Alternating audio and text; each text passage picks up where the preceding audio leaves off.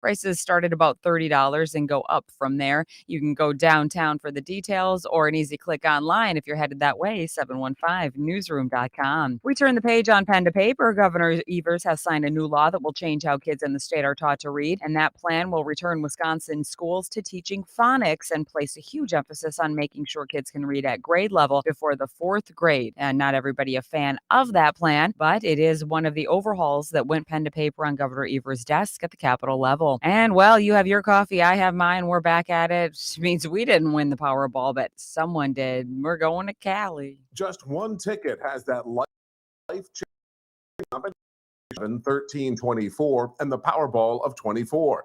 That one ticket mini mart in downtown LA near Skid Row.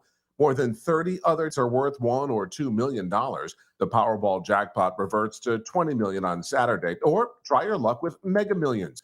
Friday's jackpot in that drawing is $720 million. I'm Rory O'Neill. That's kind of what we call the hallway around here with the sports office for Kasper. Skid Row. For Sports Talk 105.1, I'm Morgan McCarthy. Much quieter today in the wake of last night's storms, as we'll have intervals of clouds and sun throughout the day, and temperatures much cooler, only climbing to about the mid to upper 70s. A breezy northerly wind going to keep those temperatures down. Otherwise, mostly clear for tonight, dipping to the upper 50s before sunshine returns for tomorrow, starting a warm-up through the weekend, and temperatures reaching the upper 80s by the start of next week. I'm Skywarn 13 meteorologist Mike D'Andrea. Get ready to save with half-off deals, a great way for you to get goods and services that you will love and you don't have to pay full price. Be sure to check out all the great savings that half-off deals have to offer. There's something for everyone, so be sure to see for yourself.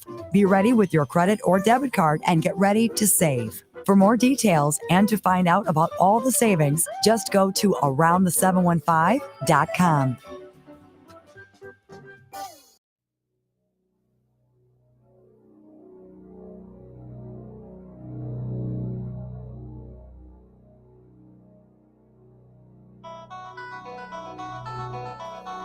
Welcome to the Dan Kasper Show.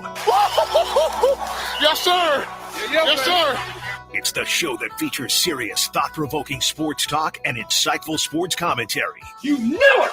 In other words, it's the show where they all talk a crap load about sports. Let's go for it. Now let's introduce your host, a man who lives and breathes and has a passion for sports. A man who breaks everything down in the sports world and gives you everything you need to know. Plus a bunch of stuff you probably don't need, but you'll still enjoy it. You can't handle the truth. Here is your host, Dan Kasper. Prime time. Prime time.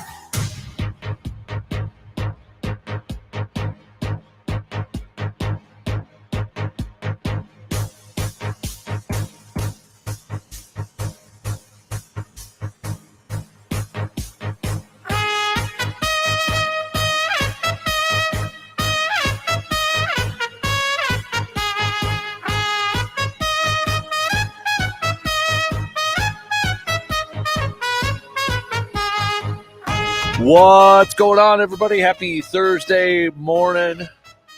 Dan Kasper Show's on the air. Radio dials, got a couple of those. 105.1 FM, 790 AM. Also available online at sportstalk1051.com. You got your Google and Alexa home devices, the app.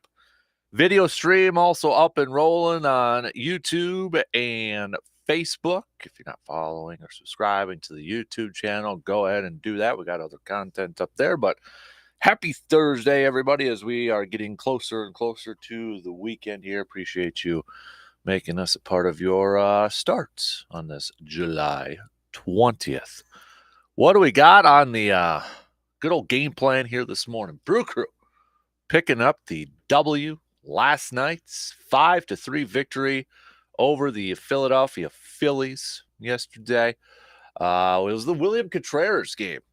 You know, we've been talking about Yelich and how well he has been playing as of late, but William Contreras has also been on fire, and he did it again yesterday, both offensively and defensively. Hit the go-ahead two-out RBI double in the seventh. Then he added another RBI double in the top of the ninth. but it was also in the bottom of the ninth with runners on the corners for Philly. Perfect throw, gunning the guy out, trying to steal second base.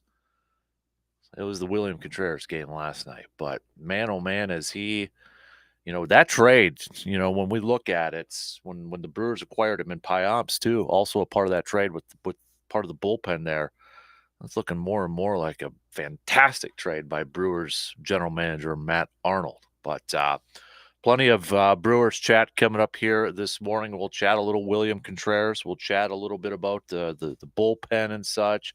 Brewers remaining 2.5 up on the Reds in the division.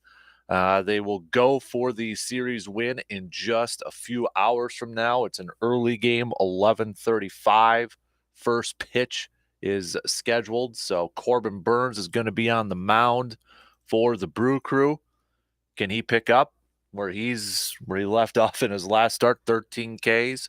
You got Walker going for the Philadelphia Phillies, who's 11-3 this year, but he does have a 4.0 ERA. So we'll preview that and take a look at that as well. But plenty of baseball talk, Brewers chat coming up here in just a little bit.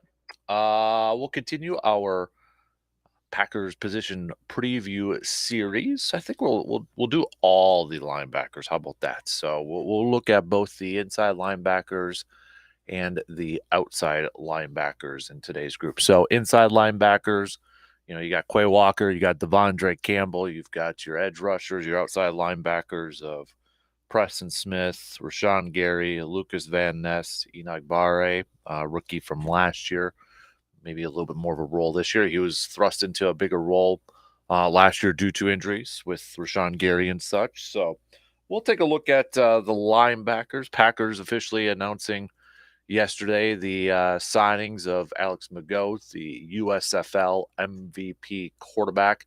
They also announced the signing of Musgrave, their tight end, which leaves one more rookie yet to be signed. However, his agents kind of went on Twitter last night, and said that he is signing with the Packers. So it looks like the Packers have their entire rookie class finally under contract, less than a week to go before the first practice. But rookies reports today, I believe. No, tomorrow. It's tomorrow for the Packers. So getting it just in time.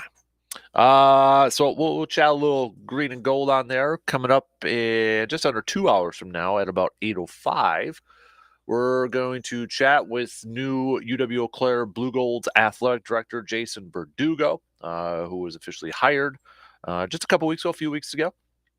But going to chat with him and kind of get to know him a little bit more. Obviously, hitting the ground running, looking for that new baseball coach and such. So he's got quite the background playing-wise, collegiate-wise, too. He was played D1 baseball and football at Arizona State. Was drafted by the Giants, San Francisco Giants. So spent some time in their minor league system. So baseball fans, this is a baseball-rich area. We know that.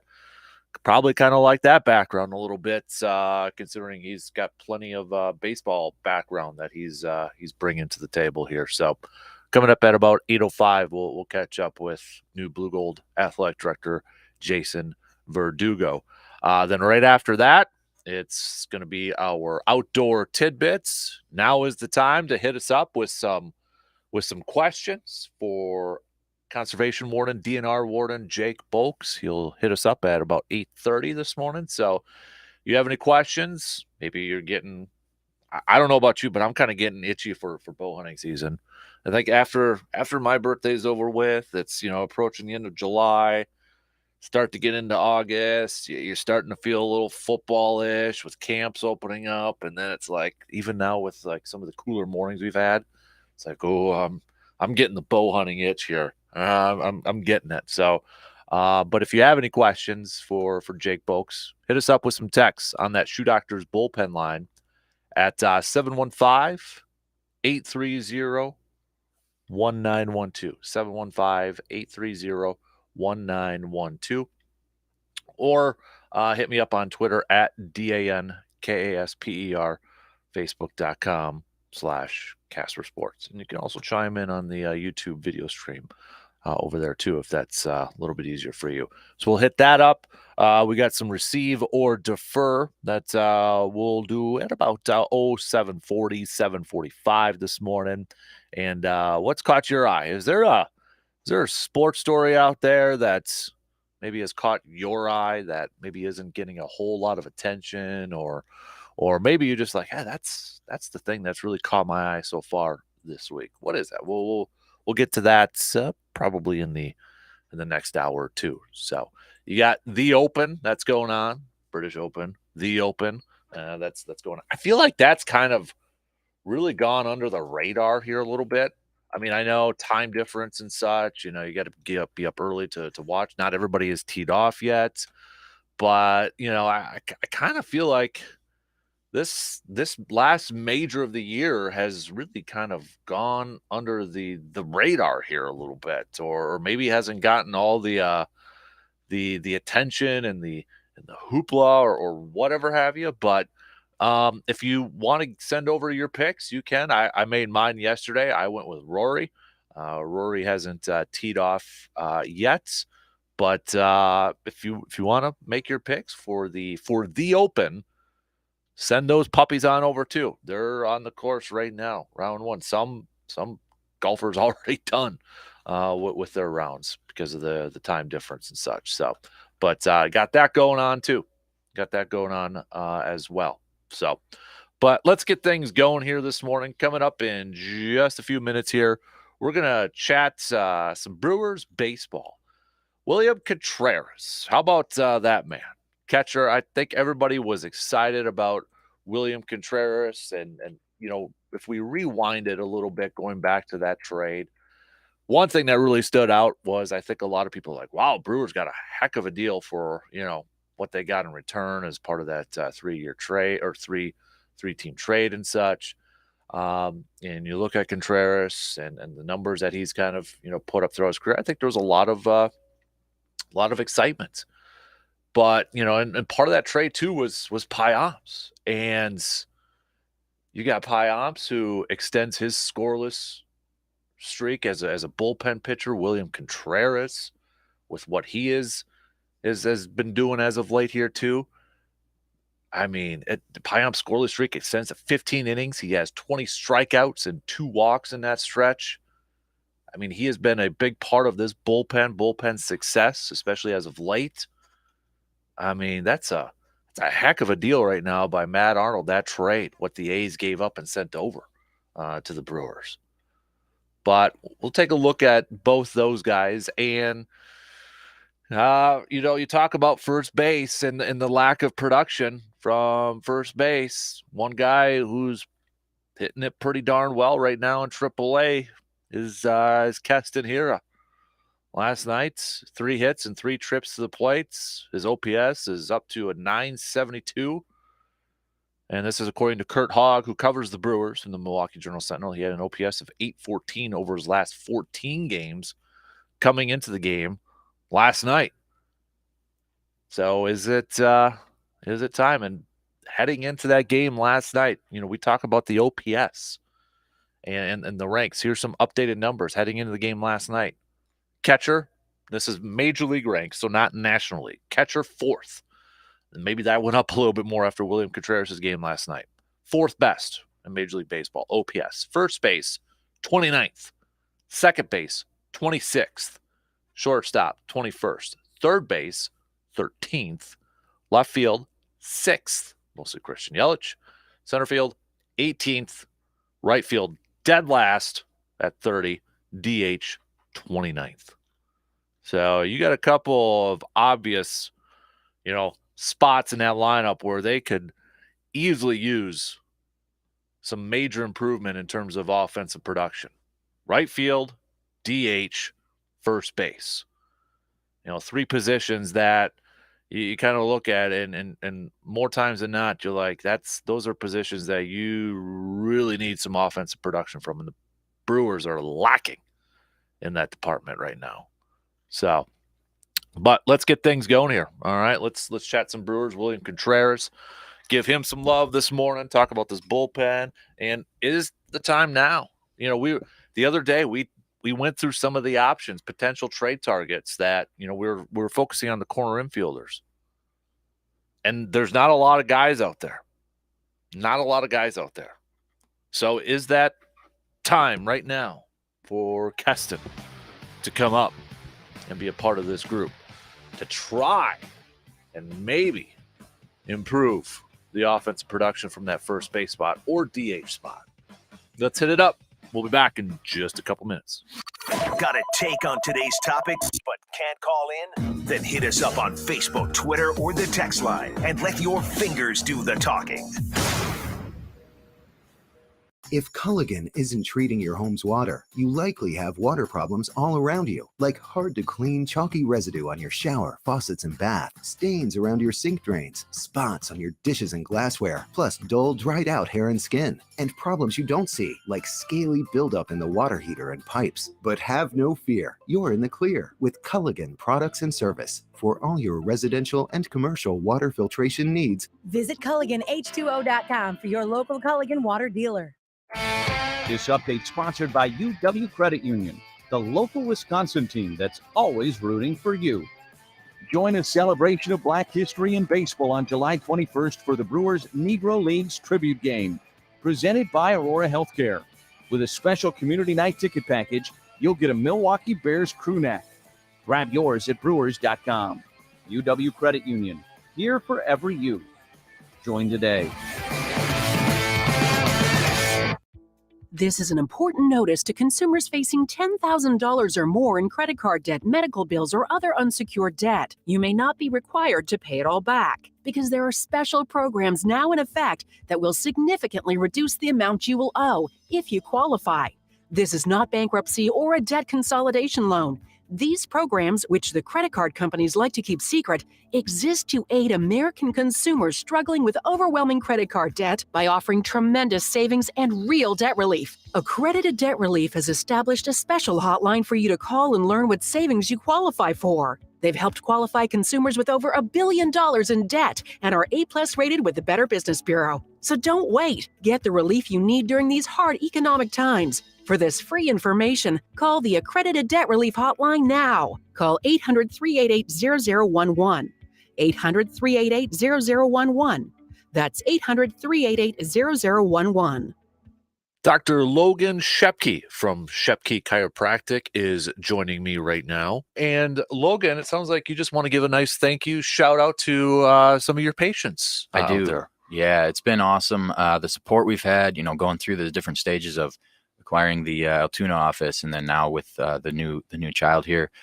So really thankful for all the referrals that I've been receiving from patients or other medical providers, and the support from my existing patients. You guys have been awesome. So shout out to you guys. Awesome. That's great to hear. And, looking at the calendar here quickly too, we got football coming up with those youngsters with camp. So it might be a good time to maybe make some appointments and get adjusted before camp. Absolutely. And even during football season. Absolutely. All ages. Yeah. Get in, get yourself straight, and then hit it hard. Yeah, definitely. And be safe out there too. Right. That's right. Exactly. So again, big thank you to everybody who's stopped by to Shepke Chiropractic. And if you want to make an appointment, where do they go to? ShepkeChiropractic.com. Economy Furniture in Chippewa Falls is something that you gotta see. The biggest selection for miles around, 2 jam-packed floors of quality. At Economy, you don't have to wait for a sale. It can be yours immediately.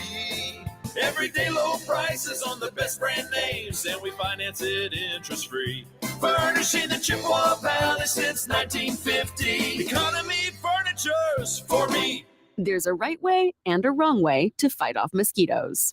Karate chopping the air in a public place in front of your kids and their friends, Mom, is the wrong way. Using Stem mosquito repellent is the right way. Stem effectively repels mosquitoes by harnessing active ingredients found in plants like lemongrass and peppermint, making it safe for use as directed around people and pets. Stem, rooted in nature, optimized by science, and embarrassment-free. I'd like to get real with you for a moment. All across the country and even in our town, there are people who have to go without. Perhaps even you. having to go without being able to hear parts of the Dan Kasper Show. It's tragic, but there is help. You can listen to segments from Dan's show and new content on the Man Cave podcast. Check it out for yourself on your favorite podcasting platform.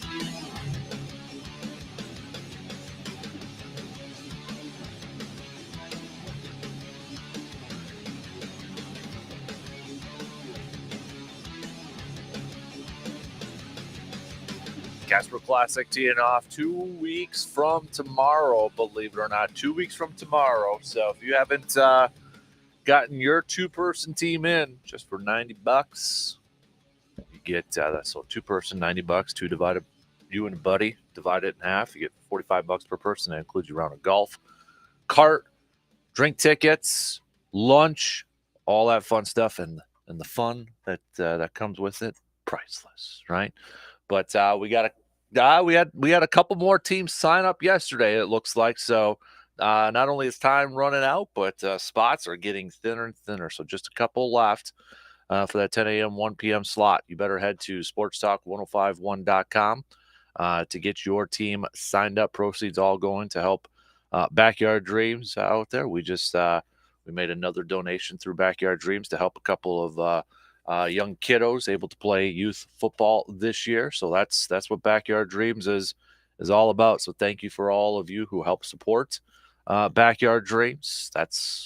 We want to help those kids so they can be able to accomplish and chase their dreams and goals. But again, big thanks to Princeton Valley for letting us do our outing there for the second year in a row. Thanks to Hy-Vee for helping, providing the lunch and being a sponsor.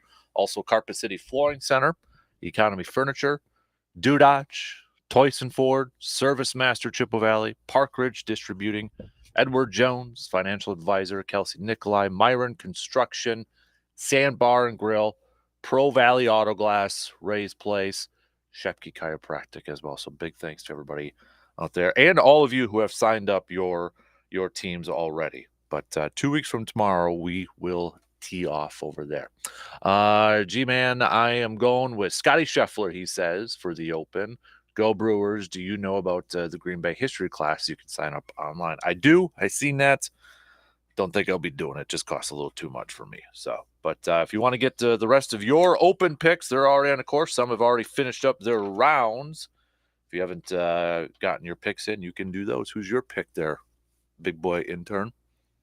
Rory. Okay, you copied me, so. Well, I think he's playing well. Yeah. I think we've made the same picks the last couple. Yeah. How about that? Well, Rory should have got it done the last one and didn't get it done. But, I go back to why doesn't anybody – remember when Tiger won at the old course? Mm-hmm. Never hit a sand trap. Hit green, hit 3 woods and long irons off the tee. Never hit a driver in the whole tournament. He used to just outthink people as well as outplay them. And I'm waiting for somebody else to do that now. But they're also hung up on 350-yard drives. They don't play the golf course. Mm-hmm. And I think Rory, he can hit the ball long enough with his long iron and 3 wood, 5 woods, whatever, that he doesn't necessarily need to do that. And so I'm waiting for somebody to come up with some of that strategy. But I think he is probably the one that can do it. That kind of reminds me, I remember sitting on the bus going to some tournaments, and our coach, when he'd go through the holes with us, keep the big dog in the bag. Yeah. That's what he would always keep, the big dog in the bag. So I remember that. Shout out Coach V right there. So, I went Rory too. He's coming off that win from last week, and I think at this course, the 2 previous winners were 2 names we just mentioned, Tiger and Rory. So. Yeah, so he knows how to play this course. He knows how to play that kind of golf. I just, in Northern Ireland, you get over there and it's wind blowing. It's, it's those kind of courses. It's links golf. And, you look at some of those sand traps.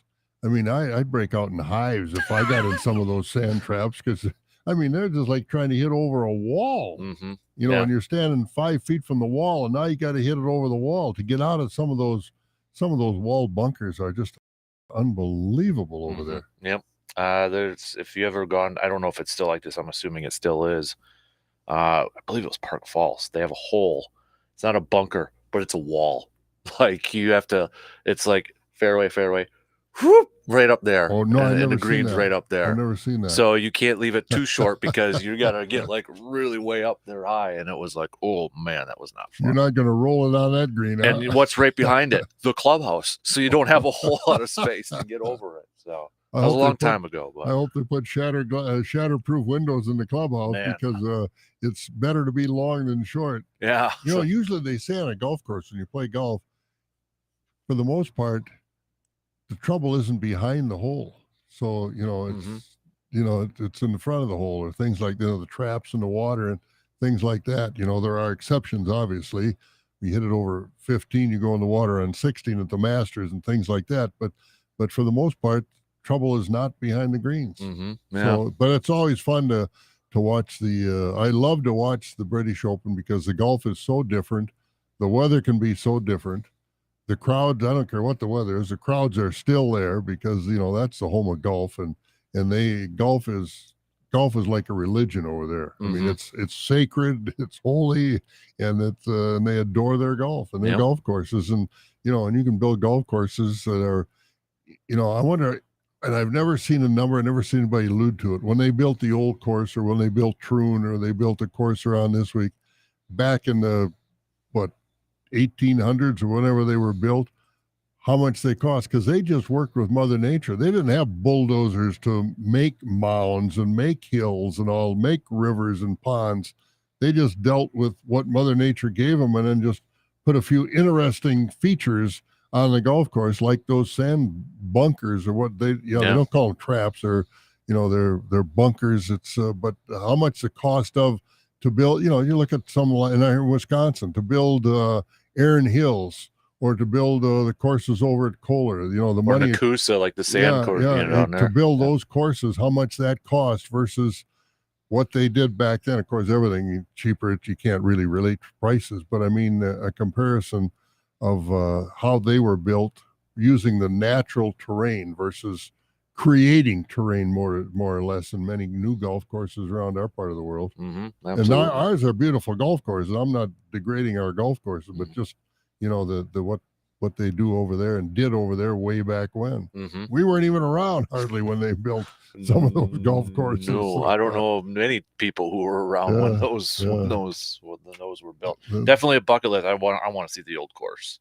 I would love to see the old course. Have you seen the old course in all your travels? Nope. I'd love to stand there. I'd love to be able to hit a tee ball over the, you know, they got that hotel that extends out. They hit it right over the corner of the hotel. Yep. I'd love to try that sometime. Yep. Should have went golfing yesterday with National Hot Dog Day with your wiener putter that's sitting in here. Oh yeah, should have done that.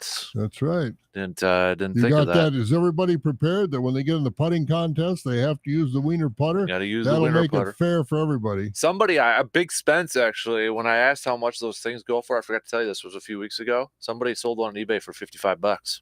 Really? Yeah. So just saying. You can't touch mine for $55. That's how special you are that I'm letting you take this out to the Kasper Classic. It's a gold-plated wiener putter. Right there. It's a one of a kind. At least as far as I've never seen another one. No. So if they're out there, good deal. Yep. All right. So maybe if I'm offered enough, well, I won't even say that. Yeah, right I was going to say, don't open that door. No, right? I won't open that door. I won't open that door. It just takes one, and that one might be somebody named G-Man too. I was just thinking the same thing. Thinking the same thing. Oh man! All right, let's chat some baseball here. William Contreras game last night for the young catcher for the Brewers, collecting a couple of hits, including the go-ahead in the seventh, the 2-out RBI double, then added an insurance run in the ninth, and then gunning out the potential tying run, trying to steal second base in the bottom of the ninth. William Contreras has been on a tear so far. You look at his last 30 at-bats, he's hitting 400 with an on-base percentage of .419. You want to extend that, Last 116 games, this man has been hitting 328 with 3 home runs over there, too, slugging 500 on base of a 378. Guy has been on fire as of late.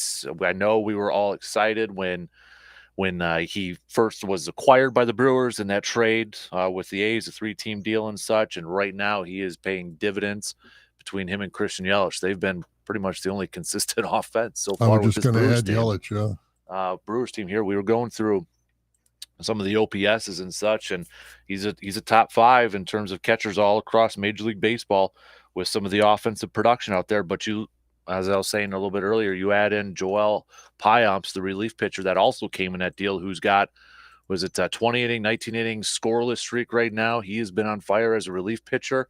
Sure looks like the Brewers, at least right now, kind of won that trade, bringing in those 2 players in that deal over there. So that's one trade that worked, mm-hmm. but it did work well. I mean, they're paying dividends and giving us a return. But got a question for receiver defer about the Brewers that will, as far as their offense, will hold for later on. But no, I mean, it was, the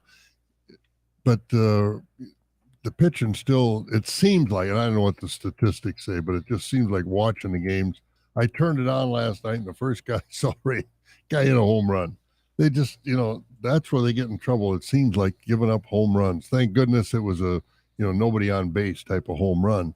But boy, the home runs, I don't know where the Brewer pitching staff ranks. Or you think a couple nights ago when Schwarber did it first right away in the first inning. Yep. That was a couple nights ago. Yeah. I mean, and I don't know what the statistics are. It just seems, perception that the Brewer pitching staff is, maybe one of the staffs that gives up some of the most home runs in baseball. I don't know. It just, like I said, it seems like every time I turn it on, I watch Schwarber hit one. I watched this guy last night. First guy Ray was pitching against hits a home run, and it just seems like they give up a lot of home runs. Now, whether that's reality or perception, I don't know. But and I did see too that Woodruff is going to get a rehab start.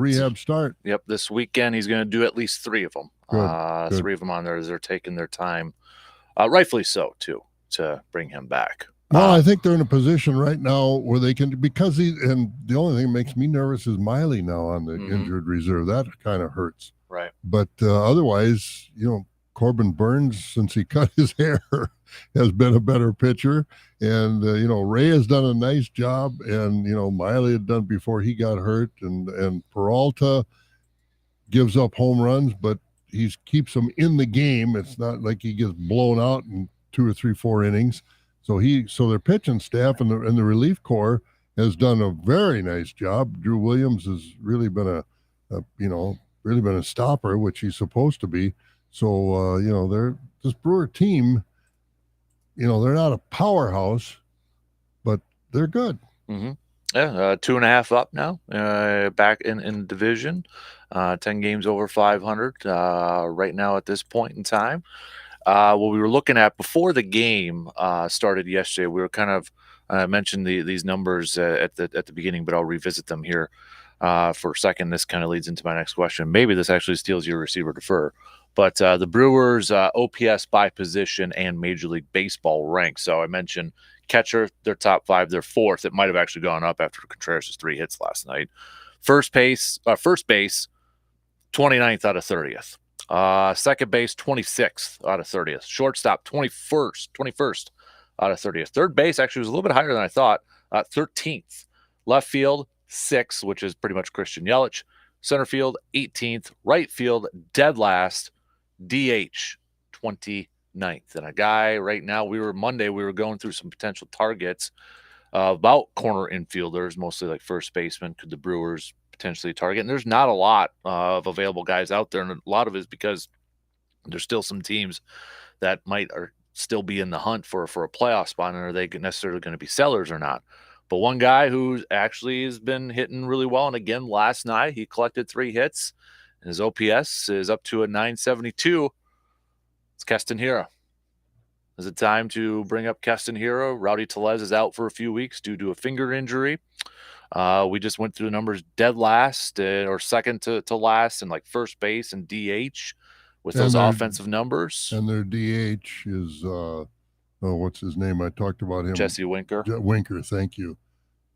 He can't continue to stay in the lineup. No. I mean, he just cannot stay in the lineup for what. In fact, well, that's my receiver defer. I'll do it right now as long as we're talking about it. The most important need going forward this season is 2 bats, not just one. Because Winker, the DH, is not good. First base, I watched Miller the last 2 nights in the 9th inning, carried his bat back to the dugout. You can't do that. You can't strike out in the 9th inning when you got runners on base and you need to put the ball in play. And in right field is dead last in offensive right field production. Is dead last, but like you said, at first base, Tellez is out, giving him nothing this year. Miller plays hard. He's a nice player once in a while, not consistent enough to be a pennant-winning first baseman. Third base, Anderson and some of those guys, okay, but we need 2 bats, not just one. No, I would probably receive that one. And I don't know where they're going to come from. I keep thinking the Cardinals, if they're going to be sellers, and of course then you get into money. But Arenado, boy, I'd love to see him. I'd be surprised if they moved I'd be on. shocked, but I'd love especially to, within division too. Yeah, so that's what I mean. I'd love to see him in a Brewer uniform, but I don't think that's going to happen. But they need more than 1 bat. They really need 2. Because your top 2 hitters, I mean, consistent wise, are last night they were batting 1-2 in that lineup, and they're not getting a whole lot of protection after that from a consistent basis. Yelich and Contreras hitting 1-2, and yeah, I mean, I would buy that. I mean, if you can collect a couple hitters, because I think we all focus on that DH and the corner infield spots there too, but you are getting like nothing from your right field over there too. So. Yeah, I would receive that. Now, who they are, I think they have to. I think this would be for what they did last year, and I don't want to beat a dead horse here with the Hader trade. That really depressed not only the fans, but it depressed the players in the clubhouse. They said, well, you're telling them, I think Woodruff talked about it, and some of the other guys, well, you're telling us that you don't think we're good enough to win. I think they got to change that scenario and go out and get somebody for the fans to keep the enthusiasm up, because let's face it, they get a good crowd at every Brewers game in Milwaukee. And I don't think you can slap them in the face 2 years in a row. And this year that slap in the face would be to do nothing. And I would think they're smart enough to realize that. I don't know how long they think they can ride this bandwagon of positive public relations with a big fan support without doing something this year, because this is the year. The Cardinals, I don't think the Cardinals, never say never on the Cardinals with that organization, but they've dug themselves such a big hole. I don't think they can get out of it. Pittsburgh, I think, is, they reached their high water mark earlier. The Cubs are the Cubs. They're never going to be consistently that winning franchise. Cincinnati, they're fine. They're all right. This is the year the Brewers should go out and, lock up this division by the 1st of September.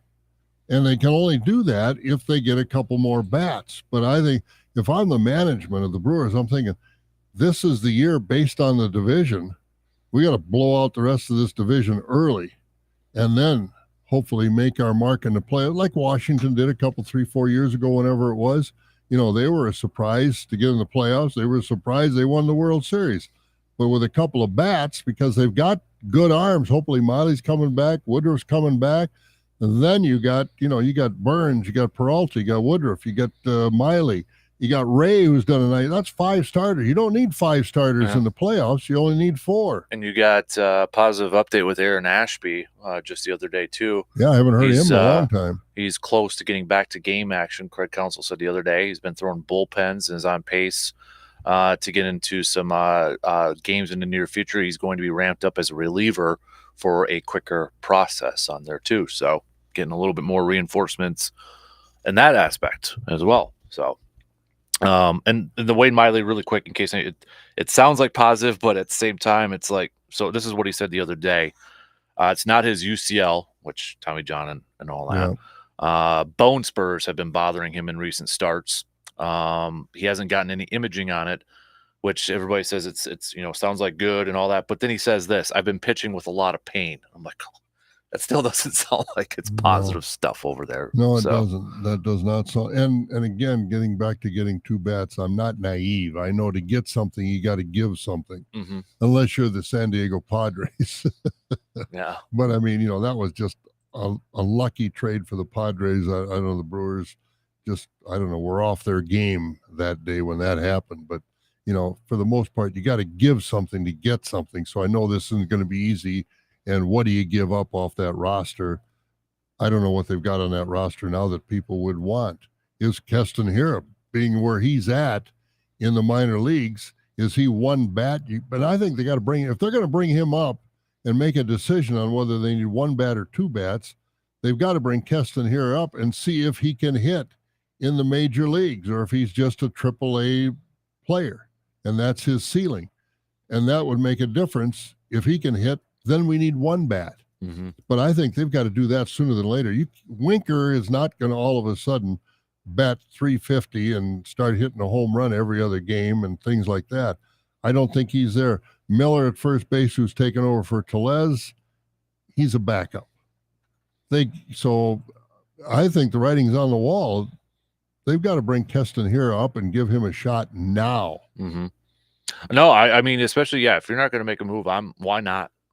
What you can't do any worse. Literally, No. you can't do any worse at this point. And I know if it doesn't work out, and then you got to release him, and then it's he doesn't have any options and all that sort of stuff too. But I mean, at this point, what do you have to lose other than potentially the player? But if he doesn't play well, then maybe that's just the writing on the wall that it's time to move on from him at that point. Yeah, he's been around. He's had a lot of chances. There's no question about it. But you're looking at a franchise like Milwaukee.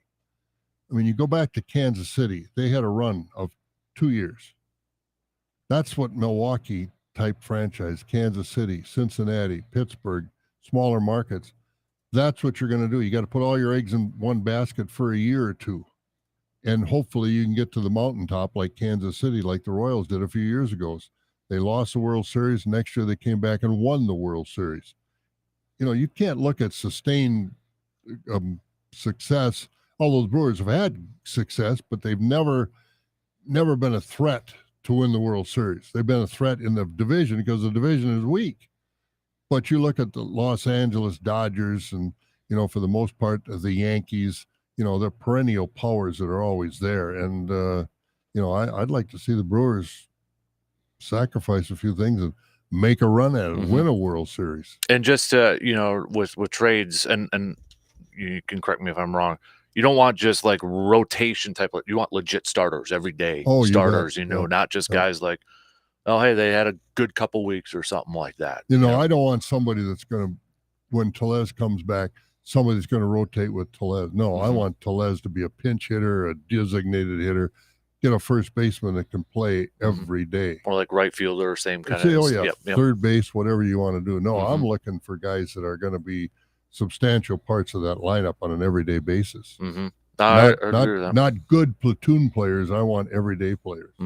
I'm willing to give Keston another shot here. Why not? I mean, take advantage of it. And if it doesn't work out, and he kind of continues what he's done throughout his major league career, then maybe it is just time to say goodbye. Yeah, I mean, he's been around 4 or 5. I don't know. When there was the first draft choice came up, we all had high hopes. He was up and down, and we know that's the same story as far as going up and down from the majors to the minors. But I mean, he's done it all year long. He just didn't do it for the first month in AAA. He's hitting well over 300. He's smoking the ball in AAA. I'd say give him another chance because I think that'll make a big difference on being able to go get another bat if Hiura can come through in the major leagues. What they'll have, because if they got to get 2 bats, then who do you trade? Then I'm afraid you're going to dip into your pitching. I'd agree with you. Like, give him that shot now so you know how much you have to do before the deadline. Yeah, you know, what I think. Yeah, give him that shot now. So, because, like you said, if you need a couple at bats, then at least you'll know. And then, is it a great sample size? Have a couple weeks? Probably not ideal, but still, I mean, at least you get a good glimpse. Yeah, you get an indication if he can, if he can handle the slider, if he can handle the fastball at the major league level. I mean, some guys in AAA can bring it too, but I think now is the time. I mean, if they're seriously thinking that And they've got to, like I said, this division is ripe for the taking this year because the Cardinals have absolutely died on the vine, and I don't expect they will come back. Yep. But this, if I'm in charge, I'm saying let's go for it this year. Cardinals actually aren't in last place anymore, believe it or not. Pittsburgh, Pirates are now. Yeah, the Pirates have faded. And, Cubbies are probably going to be sellers by all indications. They're third place. So, I mean, it's a two-team race. That's what I mean. And, the Cardinals, last year they went on that streak. It went about 18 out of 19. I mean, can they do that again this year? There's no indication that they can, but they're the Cardinals. Yep. You're still nervous about them. I'm still nervous about the Cardinals. Yep. So, no, I agree. Well, how about the rest of you? Do you want Keston Hira back up? Let us know via the text line 715-830-1912. We'll take a quick break here, and then we'll finish up the first hour after these few words.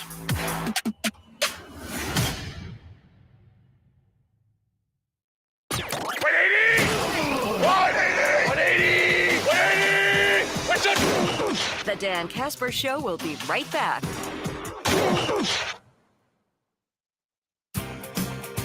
The brands you trust, prices you'll like. When Wisconsin summers are hot, you need refrigeration that'll keep you cool. It's grilling, chilling, and spilling season, and Amundsen's Appliance has got you covered. Bottom mount Medea refrigerator starting at just $6.99. LG French doors with ice and water are the best price around at $18.99. Amundsen's in Eau Claire, Chippewa Falls, Rice Lake, and Hayward, or shop us online at Amundsen'sAppliance.com. Then the best place to buy is Amundsen.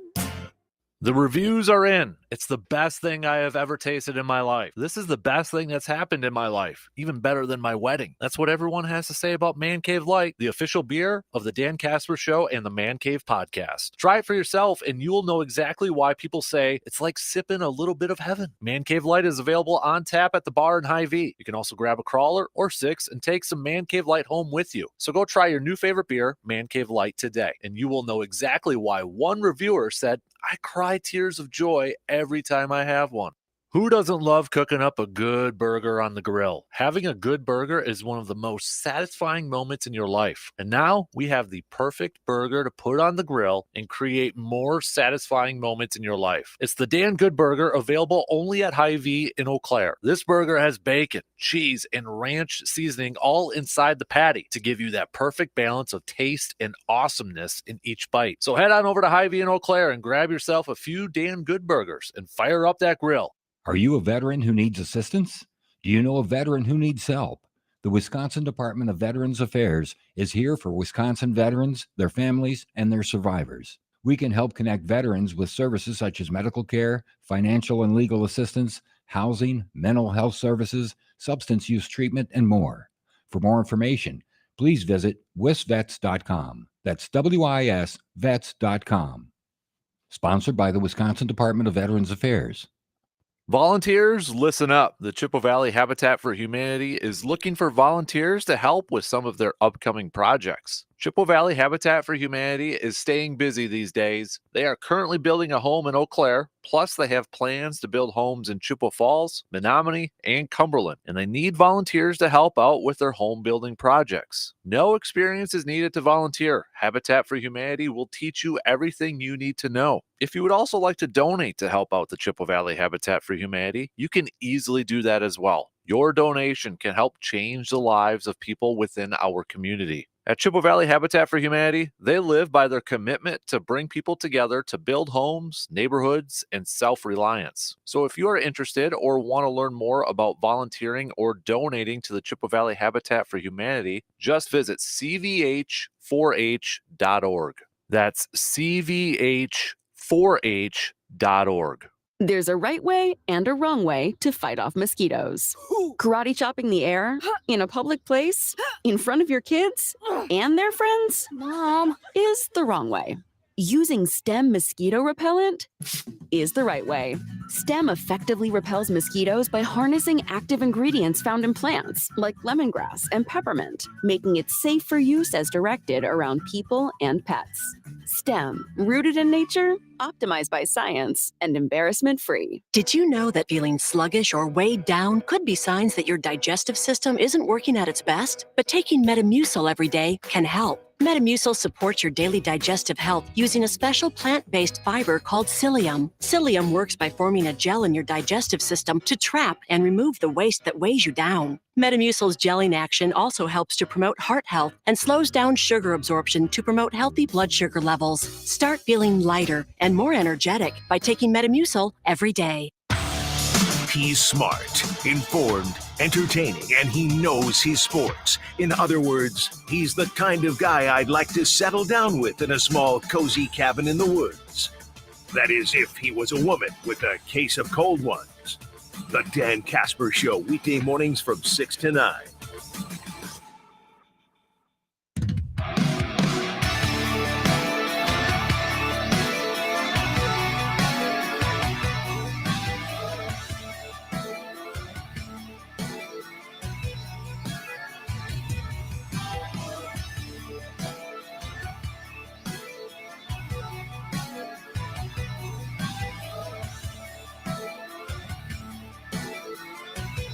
Just how dominant has this Brewers bullpen been as of late, or at least mostly for this month of July, since before heading into the game last night?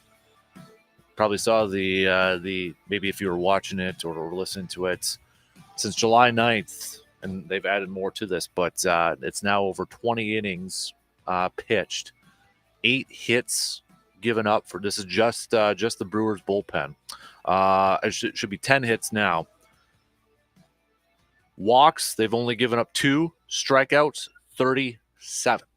37. That's how dominant this bullpen has been so far for this Brewers team in the month of July right now. I think the last disappointing performance from that Brewers bullpen was just before the All-Star break when Williams lost a game. Oh, and gave up the blown save there. Yeah, that was the last time, and boy, since then they've been lights out. Payam's being one of them. He picked up the hold yesterday, his 19th of the season. See what Bryce Harper was doing to Milner. I don't know if you saw that. He was kind of up there in the box, and I think it was a couple at bats, and Bryce Harper hasn't had any success against him. Looked like he had no interest in swinging. He just stood there with his bat for a few times, and finally, I think he took a called strike to get a K. Yeah. But he was just standing there, bat on the shoulder. It looked like he had no interest at all. Yeah, I watch that guy once in a while with all the talent he's got. Sometimes he looks like he's unenthused about playing the game. Mm-hmm. And boy, for the money he's making, $300 million, you better have a little more enthusiasm than that. Mm-hmm. Yeah, it was kind of interesting, but nonetheless, that Brewers bullpen has been hot, and they might get a little bit deeper with all these pitchers hopefully coming back and shuffling some players around in that. But Philadelphia's been kind of disappointing this year after getting to the World Series last year. I mean, I think people thought they'd be a little bit better this year, a little more dominant in that division. Well, Braves are just really, really, really good right Braves now. Are out of this world, that's for sure. Yeah. Latest updates in the standings for the National League. You've got Atlanta, Dodgers, and Brewers, your division leaders. Your wild card teams right now, Arizona, Giants, and the Phillies. Miami, half game out. Cincinnati, 2. Padres, maybe inching a little closer, 6.5 outs By right far now. the most disappointing team in baseball with that payroll. That or the Mets. Mets have the biggest Mets too, payroll out there. They're 7 back from a wild card spot. The AL East has a different leader at the top. Baltimore is now the division leader in the AL East. Texas, Minnesota still holding on to their division leads. Tampa Bay, wild card, Houston, Toronto. Boston, 2.5 back. The Yankees, 3.5 back, too. Tampa Bay got off to that flying start. They've lost 4 in a row right now. Come back to reality. So look out, Baltimore, man. Yeah. Why not, right? Why not? Oh, yeah. Great baseball town. Baltimore is a great baseball town. They got a really neat stadium there, and, it's a It's a good story. Mhm. The home of Babe Ruth. Yep.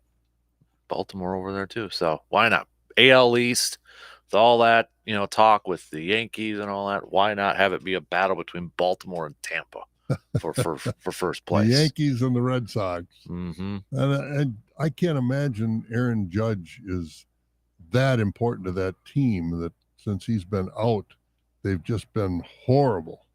Because they didn't seem to me like a one-man. With Garrett Cole and some of the money they spend, you got to have players that can step it up. But what's his name? The other big guy, Giancarlo Stanton. Yeah. Well, when he can play, but he's always gone. He's always hurt. Mm-hmm. I mean, he's hurt more than Judge, and Judge is out a lot. Yep. He's been a real disappointment, I think. A wide majority of you, according to the text coming in, want the Brewers to give Keston Hiura another shot, which doesn't surprise me. But that's a wide majority of you want to see that happening, and we'll see if time will tell if they're actually going to give him that shot. I feel like it should be now, with especially with Tellez going to be out for a few weeks. Got the trade deadline coming up and such. Why not? Yeah, why not? And I still. When I mentioned last week that they were bringing him up and letting Winker go, where I dreamed that. But I think maybe it's a premonition, and they got to make a move. They can't. They just do have to make. You cannot sit pat. You cannot keep Winker in that lineup as your DH batting fourth. He gives you absolutely nothing. Absolutely nothing. A major disappointment. Mm-hmm. Now he might be one of those guys where they trade him or whatever. He goes someplace else, and he might shine. But if you can't shine in Milwaukee, hitting in that ballpark, you're not going to hit well any place, because that's a pretty hitter-friendly ballpark. Mm-hmm. Yeah. So why not get him up here? Yeah. Come on, Matt Arnold. Make the decision. Let's go. Let's see. Give him another shot. Maybe when they get home, he might be sitting in the dugout waiting for him. Mm-hmm.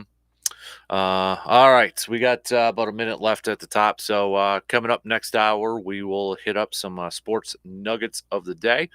We'll get to a little football chat as our training camp position preview series will continue. We're going to take a look at the linebackers for the Green and Gold. We've already hit on quarterbacks, running backs, and defensive linemen. So we'll take a look at linebackers here today. We've got receiver defer also coming up in the next hour. Also at 8:05, we've got a chat with the new Blue Gold Athletic Director, Jason Verdugo. So we'll catch up with him. And then don't forget to get your questions in for Mr. Jake Bolks coming up at 8:30 for our outdoor tidbits. So if you got any, text those puppies on over to the Shoe Doctors bullpen line, 715-830-1912. Maybe getting a little antsy for bow hunting season. Maybe you got some questions over there and such. Oh, there's a lot of deer out there.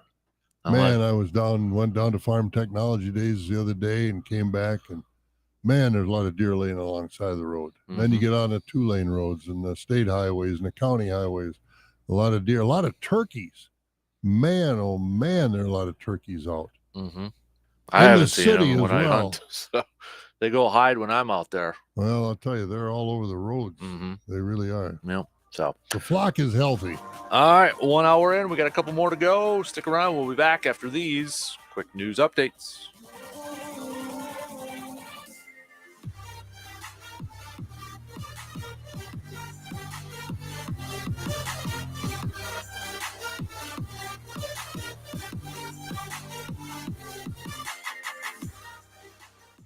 WAYY Eau Claire, W286CK Eau Claire, Sports Talk 105.1 and 790 AM.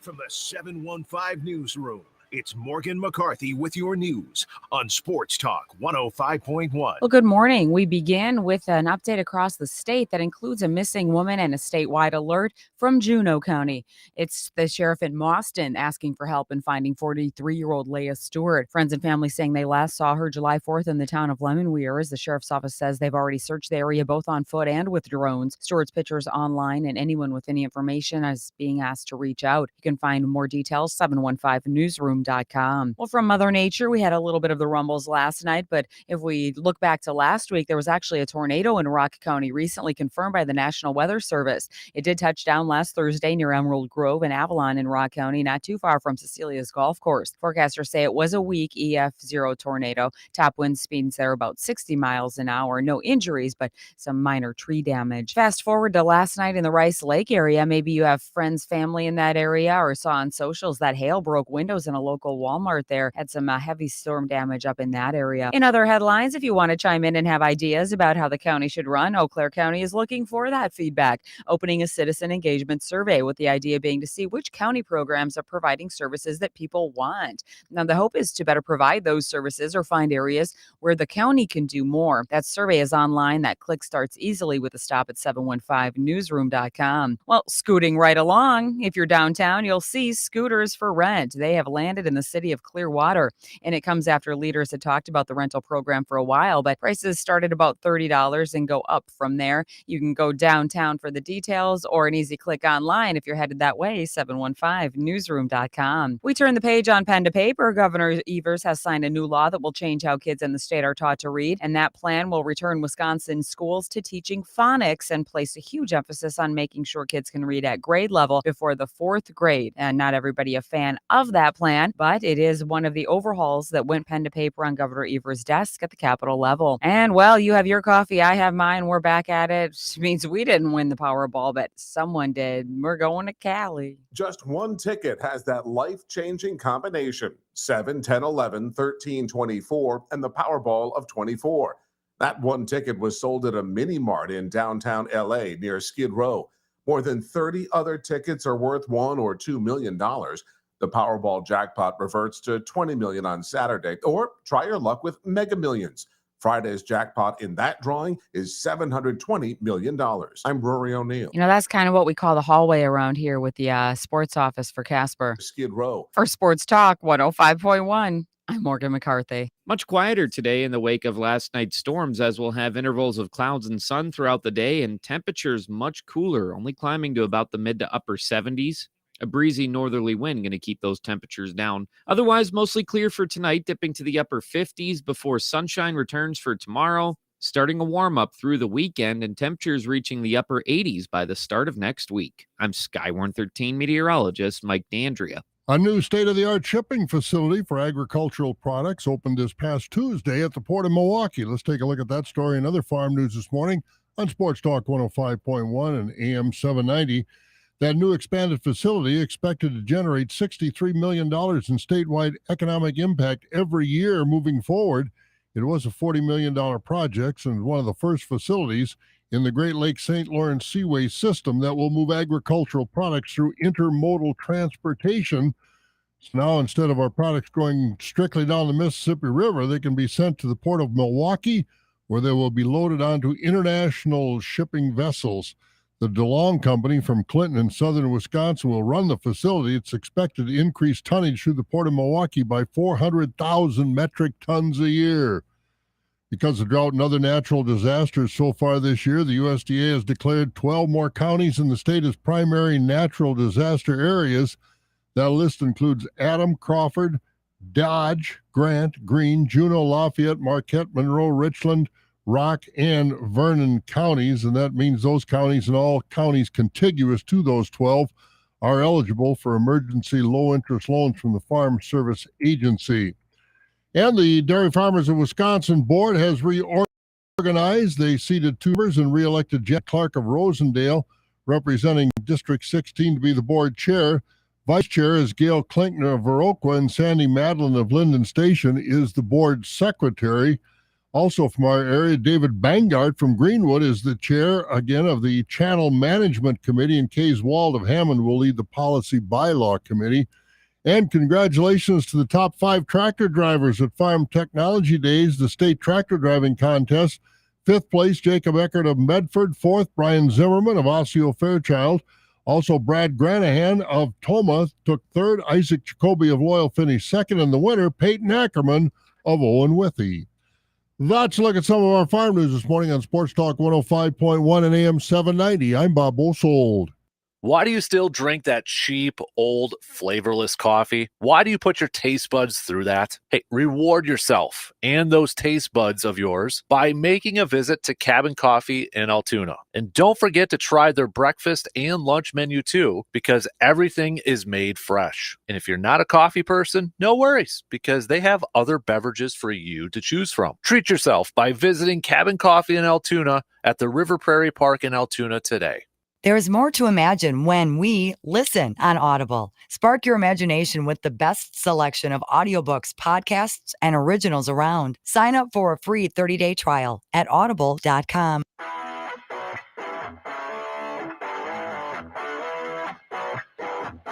Crank it up.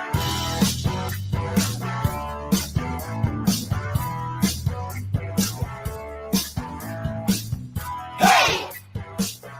Are you ready today? Get up! Get up! He's on his way!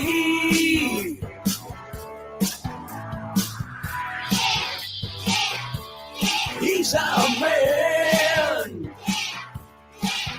The man, the myth, the legend! That's Dan! And now, the Dan Kasper Show. All right, second hour on this Thursday morning, kicking off for right now. Appreciate you making us part of your start on this July 20th. Coming up here in just a second, we'll get some sports nuggets of the day here. The Open is going on right now. Leader right now is at 5 under. 5 under is the leading scorer in the clubhouse. Christo Lamprecht, who's an amateur, has got the lead in the clubhouse. 5 under, and that's the lead overall. Stuart Sink, remember him? He's tied for second right now. That's at 3 under. He's also done for the day. Wasn't he the one that won the tournament when a few years ago when Tom Watson melted down kind of on the last hole, or just kind of? I believe so. Yeah, Stuart Sink's he's 50, so he's one of the older guys out there. Jordan Spieth tied for fourth right now. He's 2 under, almost getting set to finish up his round.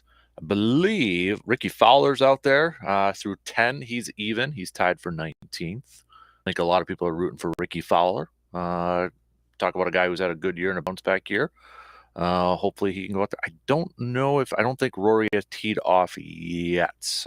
No, he hasn't teed off yet. So he's got a little bit here. It looks like a couple hours away yet, just under a couple hours away before he tees off. But then he'll be one of the early ones tomorrow morning when we're on.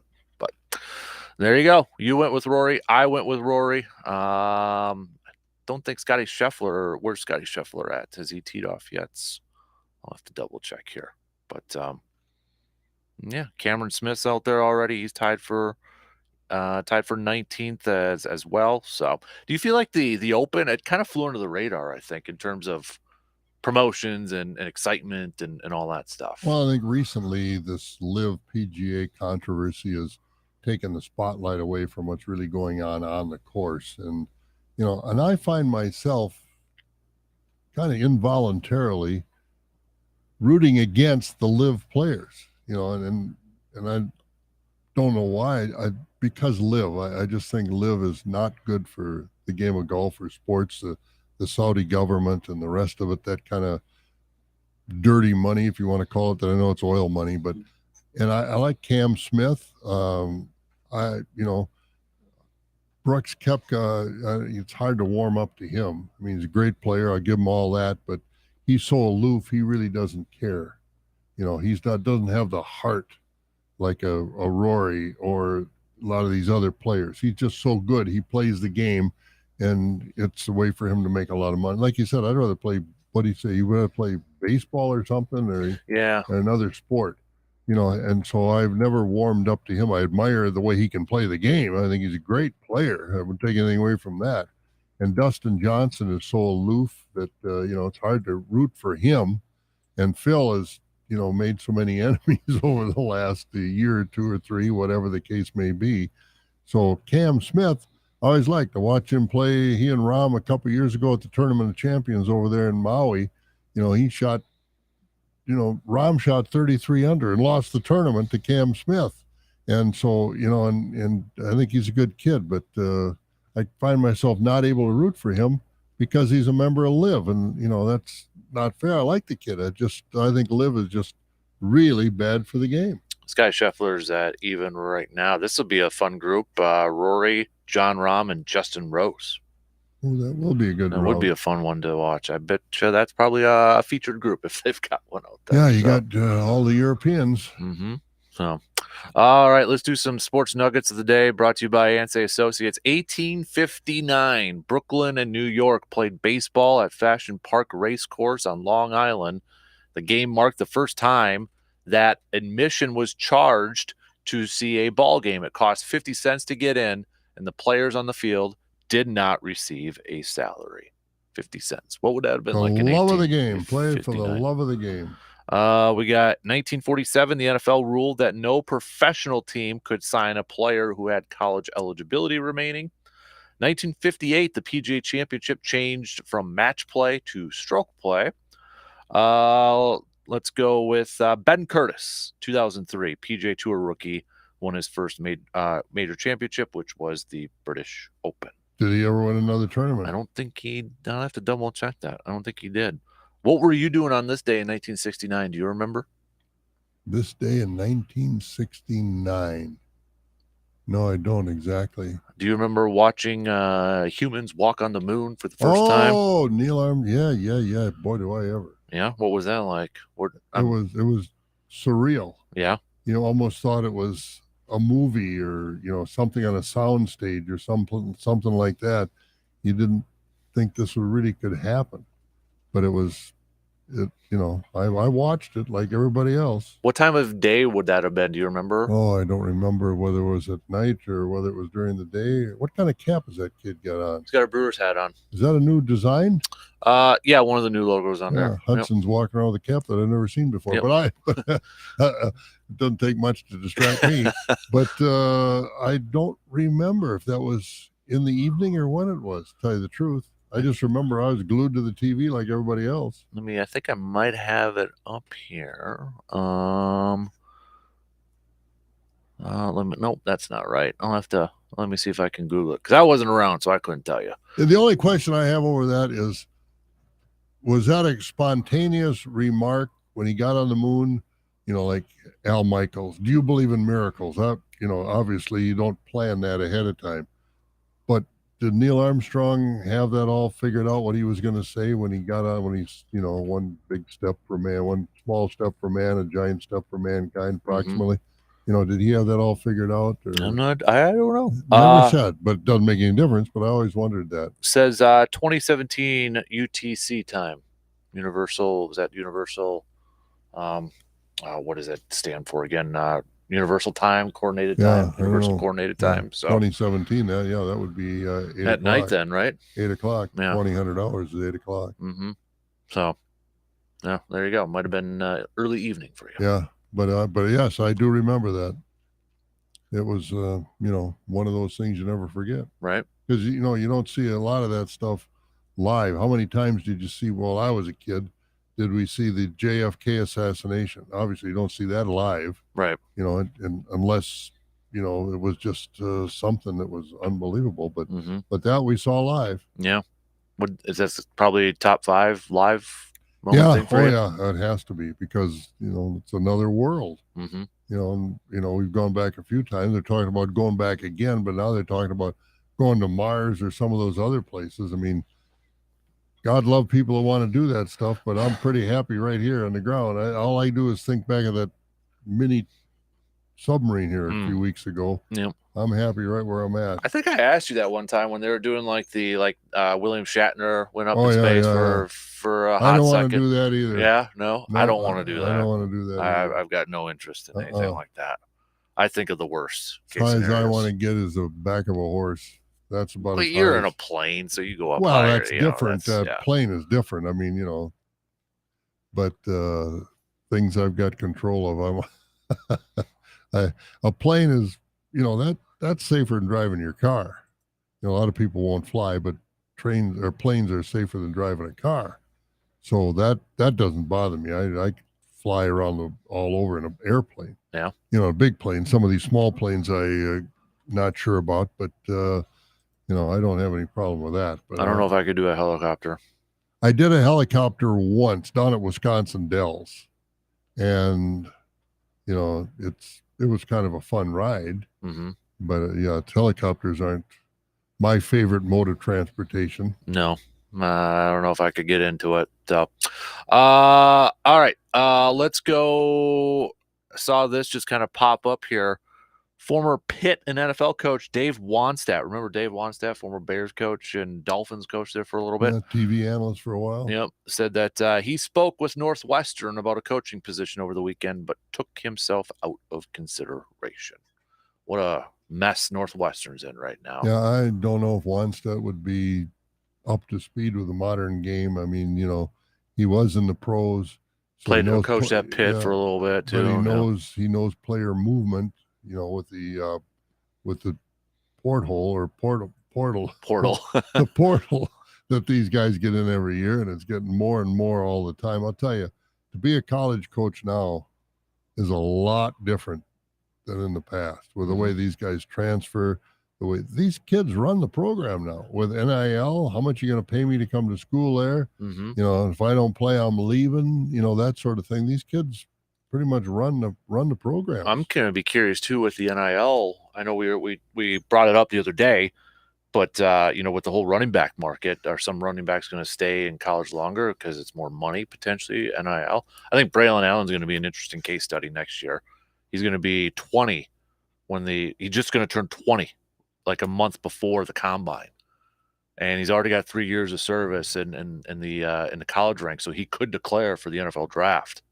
But with all this whole talk about NFL teams devaluing, running backs and the money out there, how does the college game with NIL affect decisions for running backs? Good point. I know the Badgers are, NIL. It's the Braylon Allen summer football camp at the university on the campus. Mm-hmm. Before you couldn't do that sort of thing, so now they can do that, and I think that has some. Everything has good points and maybe not so good. I won't call them bad, not so good points, because we've talked about this before. Kids on scholarship, the restrictions that they face. I mean, there was a point in time where, some of these kids on scholarships would go hungry. Now they've got food available 24 hours a day for those kids, which is rightly so. I mean, if something happens, an emergency at home, you can't give them money for an airplane ticket. Well, some of these kids don't have the kind of money to get on an airplane ticket in an emergency and go home. Well, now those things have changed. I mean, some simple things you would think have been cured by some of these changes in college sports. But still, I think the horse got out of the barn before they shut the door in NIL and the transfer portal. Mm-hmm. No, I really think that got them. I think, for what, whether it was short mind, they didn't think it would explode like that or just caught everybody. Yeah, definitely. So it's going to be, I'm curious to see, because I first thought, last year or so, Braylon Allen should just jump to the NFL after his third year, but now with money and whether teams are truly devaluing the running back position, it all depends on NIL, And they are. Mm-hmm. I mean, there's no question that they are. Saquon Barkley, 10 years ago would be signing a major, major contract. They let Ezekiel Elliott go from the Cowboys. He's been devalued. What's his name down at Tennessee, who is for the Derrick Henry. Derrick Henry, thank you. He, a few years ago, he, to me, is a modern-day Jim Brown. And what do you think a modern-day Jim Brown would be bringing 10 years ago in the NFL? It's going to be interesting to see when Jonathan Taylor's rookie contract is over with. How, I know he got hurt last year, but he came off right away and, exploded on the scene. Colts going to be willing to give him a deal, or is it going to be the whole franchise tag thing again? Oh, I think so. And it's hard to feel sorry for these guys. The franchise tag is going to be what? I don't know, $10 million. $10 million. Yep. Well, $10 million a year. That's a lot more than a lot of us. That's not a bad salary, and so, it's a different realm of reality that they're dealing with money wise. And I know the other day there was a nugget, sports, a little sports nugget there that they said that actually when you look at the average salary, kickers make more than running backs. My counter would be running backs, the number of running backs compared to the number of kickers. You know, you got your lower depth chart running backs that probably bring that value down Yeah. a little bit more too. So that would be my one caveat to that. So, but yeah. Speaking of kickers, what's the status in Green Bay with their kicking game? Mason Crosby's gone. Mm-hmm. So do we have a kicker? Yeah, we drafted one.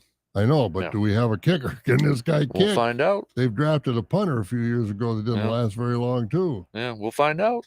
We'll find out. Because kicking in Green Bay is a lot different than kicking in Minneapolis. Mm-hmm. Yeah, I don't know. We'll find out. We're like everybody else. We won't know until we see it. Has Mason Crosby retired, or is he looking for another team? No, he's like a lot of veterans right now, just without a job, and probably going to be one of those scenarios where a lot of teams are just going to give shots to their younger guys and see what they got. And then if nothing works out, like I think Robbie Gould is even still available out there too. So I think it's just one of those. It's kicking is kind of it's a plug and play and all that sort of stuff. I think Mason Crosby, he deserves kudos. He should be, and I'm sure he will be in the Packer Hall of Fame. Yep. But I think we've seen just a little bit of a decline as far as the power of his leg over the last few years. So, you know, it's hard if they could bring him. But even if you bring him back, can you count on him making a 45-yard field goal in Green Bay in December? You know, you got to have that leg. He's done it over the past, but you can see that's getting to be a little bit more of a challenge for him every year. And I know it's a money thing, and he's done pretty well in Green Bay, but you know, I can see both sides of it. It's one of those deals where I don't blame the Packers, and I don't blame Mason Crosby for wanting to continue on. At this point in time, it's a business deal, and I think a performance decision for the Packers. Yeah, I think their new guy Anders has the leg, but we don't know about the accuracy quite yet. So, all right. So on that note, let's take a quick break, and we'll continue our Packers position preview series. Training camp beginning less than a week away. We'll take a look at the linebackers coming up after these quick words.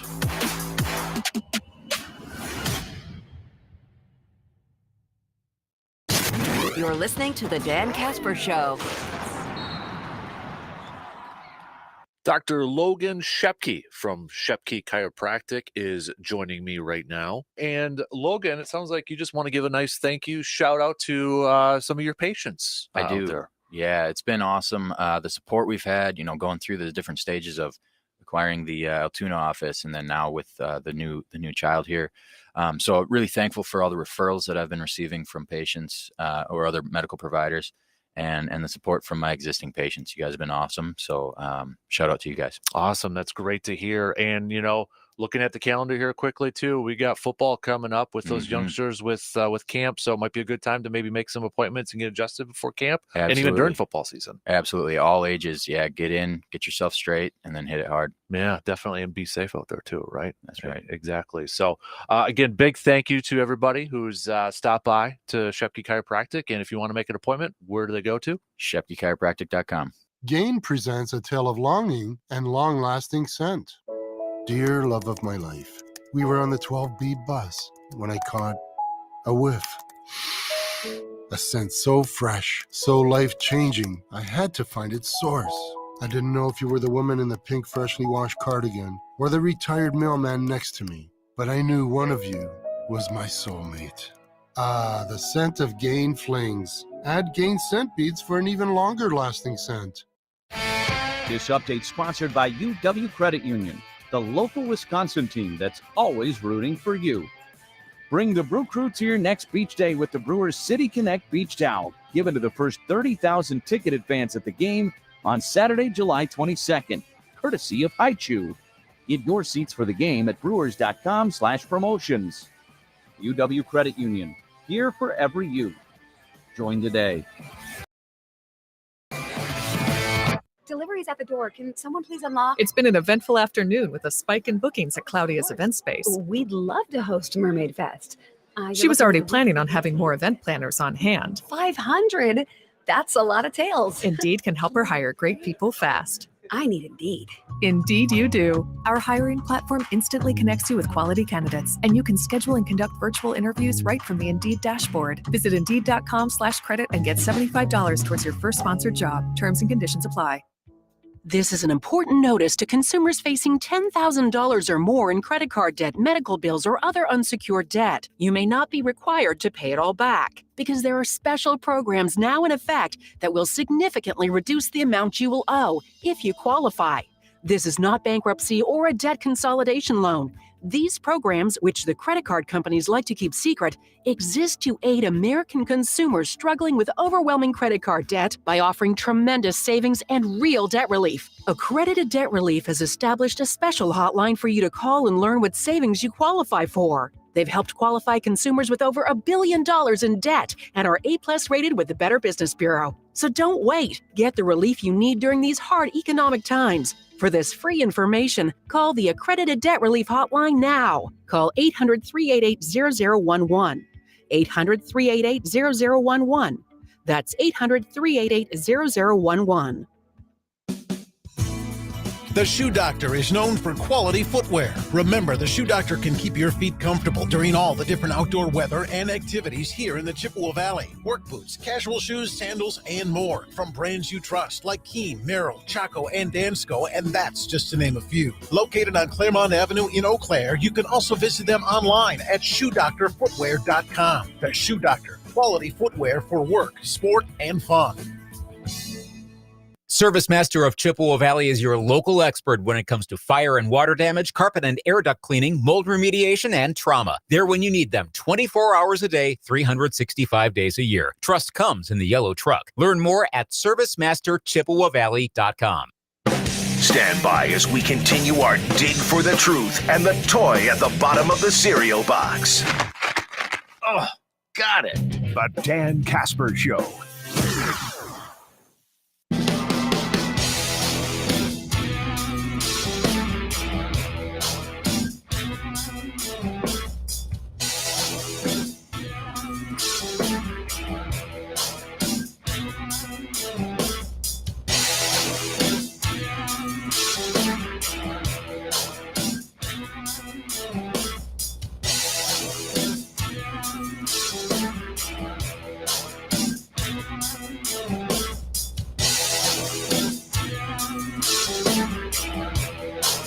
Bottom of the hour here. Packers open up their training camp next Wednesday. Will be first practice. Rookies report tomorrow.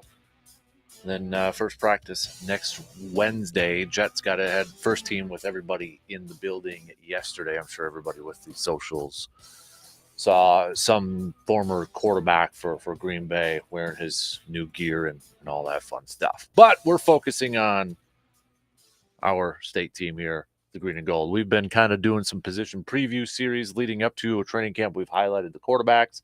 We've highlighted the running backs. We've highlighted defensive linemen. Let's take a look at both the inside linebackers and outside linebackers as we kind of preview this. Let's start off with the inside linebackers here. And starters, Quay Walker, Devondre Campbell, 2 years ago, his first year with Green Bay, being named an all-pro linebacker. Last year was just recently revealed that he was dealing with some injuries throughout the season, so he's looking for a bounce-back year after having a little bit of an up and down last year and missing some time due to injury. But I think the biggest question is going to be, are we going to see a maturity from Quay Walker this year, the rookie linebacker last year who got ejected twice last year for stupid, boneheaded stuff, including the last one against the Lions where he shoved a trainer from the Lions over there. Are we going to see that maturity this year and him not putting himself but the team in a situation like that too? That to me is going to be one of the biggest things to watch for this year. Yeah, you can't have that, because if you're playing in the league and you're a starter, you got to have more restraint than to do something that stupid. Mm-hmm. You know, this macho stuff. And that's all it is. He's macho. He thought, oh, the guy's pushing me. No, the guy wasn't pushing. He's trying to get to an injured player. That macho stuff doesn't make it in the NFL. Mm-hmm. It just doesn't, because there's always somebody bigger and better and stronger and ornerier than you are. and you're going to run into him. So he's got to grow up. I'm sure he learned his lesson, because I'm sure it was pounded into him by a lot of people, not only coaching staff, but probably family and everybody else. You don't get a job like this in the NFL and throw it down the drain. And if you keep going in that direction, that's exactly what you're doing. Mm-hmm. Yep, definitely. Got a lot of playing time last year, was a starter and such. I think we're all looking for a bigger jump, bigger improvement this year. Hopefully it's not that sophomore slump that you hear once in a while when it comes to second-year players over there. Then you kind of look at the depth behind Devondre Campbell and Quay Walker. You've got Isaiah McDuffie, who played quite a bit last year, entering, I believe it's his third year this season. Then probably behind him, more of a special teams guy. But the Packers picked him up last year, former Minnesota Vikings linebacker, special teams ace, Eric Wilson. Other than that, I mean, you kind of look at the inside linebackers and you kind of maybe question a little bit of, is there enough depth at that position? Yeah, that is a good question to ask. And is there enough strength to help with the running game, to fill those holes? And, the inside linebacker in that kind of a defense has a lot of jobs, because you got to stop the run, but you've also got to protect the middle in a passing game. And so they've got to be good, and you can't have a guy with a head like we've had and do that. But I think the defense is going to be improved. I really do. I think these guys that were there last year learned a lot, and I think it's going to be better in the middle. I think linebackers are going to be better this year. With the outside linebackers, I think the biggest question is going to be, when will we see Rashawn Gary on the field, recovering from that ACL injury last year? I think everybody's anxiously awaiting. We know, every Packers fan should know, ACLs heal differently for everybody. We've experienced that for the last couple of years here. If we open up camp next Wednesday and you hear, Rashawn Gary's opening up on the PUP list, don't freak out. That just gives them extra time. Remember, Robert Tonyan also did that last year. He started off the season week 1, but I think, that's probably the biggest question mark, is going to be the health of Rashawn Gary. When is he going to be back? And when he is back, is there going to need to be a ramp-up period? Is he going to be able to go full bore right away? Is he going to be the Rashawn Gary that we were starting to see, the last couple of years, that explosive edge rusher? I know Matt Schneidman, who covers the Packers for The Athletic, recently just had a post up, an article about how he made the case that, besides Jordan Love, Rashawn Gary is the most important Packer for the success for the team this year. But all eyes, I think, are going to be on Rashawn Gary on this defense. Can he continue to ascend to be a premier pass rusher? And how healthy is he going to be right away? I agree wholeheartedly. He's very, very important. And I hope he not only can come back physically and play well, but every once in a while you watch him and all of a sudden on some plays, it's almost like he's brain dead. I mean, you've got, at that position, you got outside responsibility. He gets himself sucked into the middle. Does over pursue quite a bit sometimes. Exactly. Yeah. And so that's the thing that you hope he's learning and growing into, because I think he's got all the talent in the world. And I think he's, could be really, really a good pick for the Packers to get him healthy. But, when he went out, it showed last year, because he is a good player. Mm-hmm. And he can make a difference. He's their number one pass rusher. I don't think there's any debate about that. So when he can hopefully get out there soon, but also he's ready to go right away too.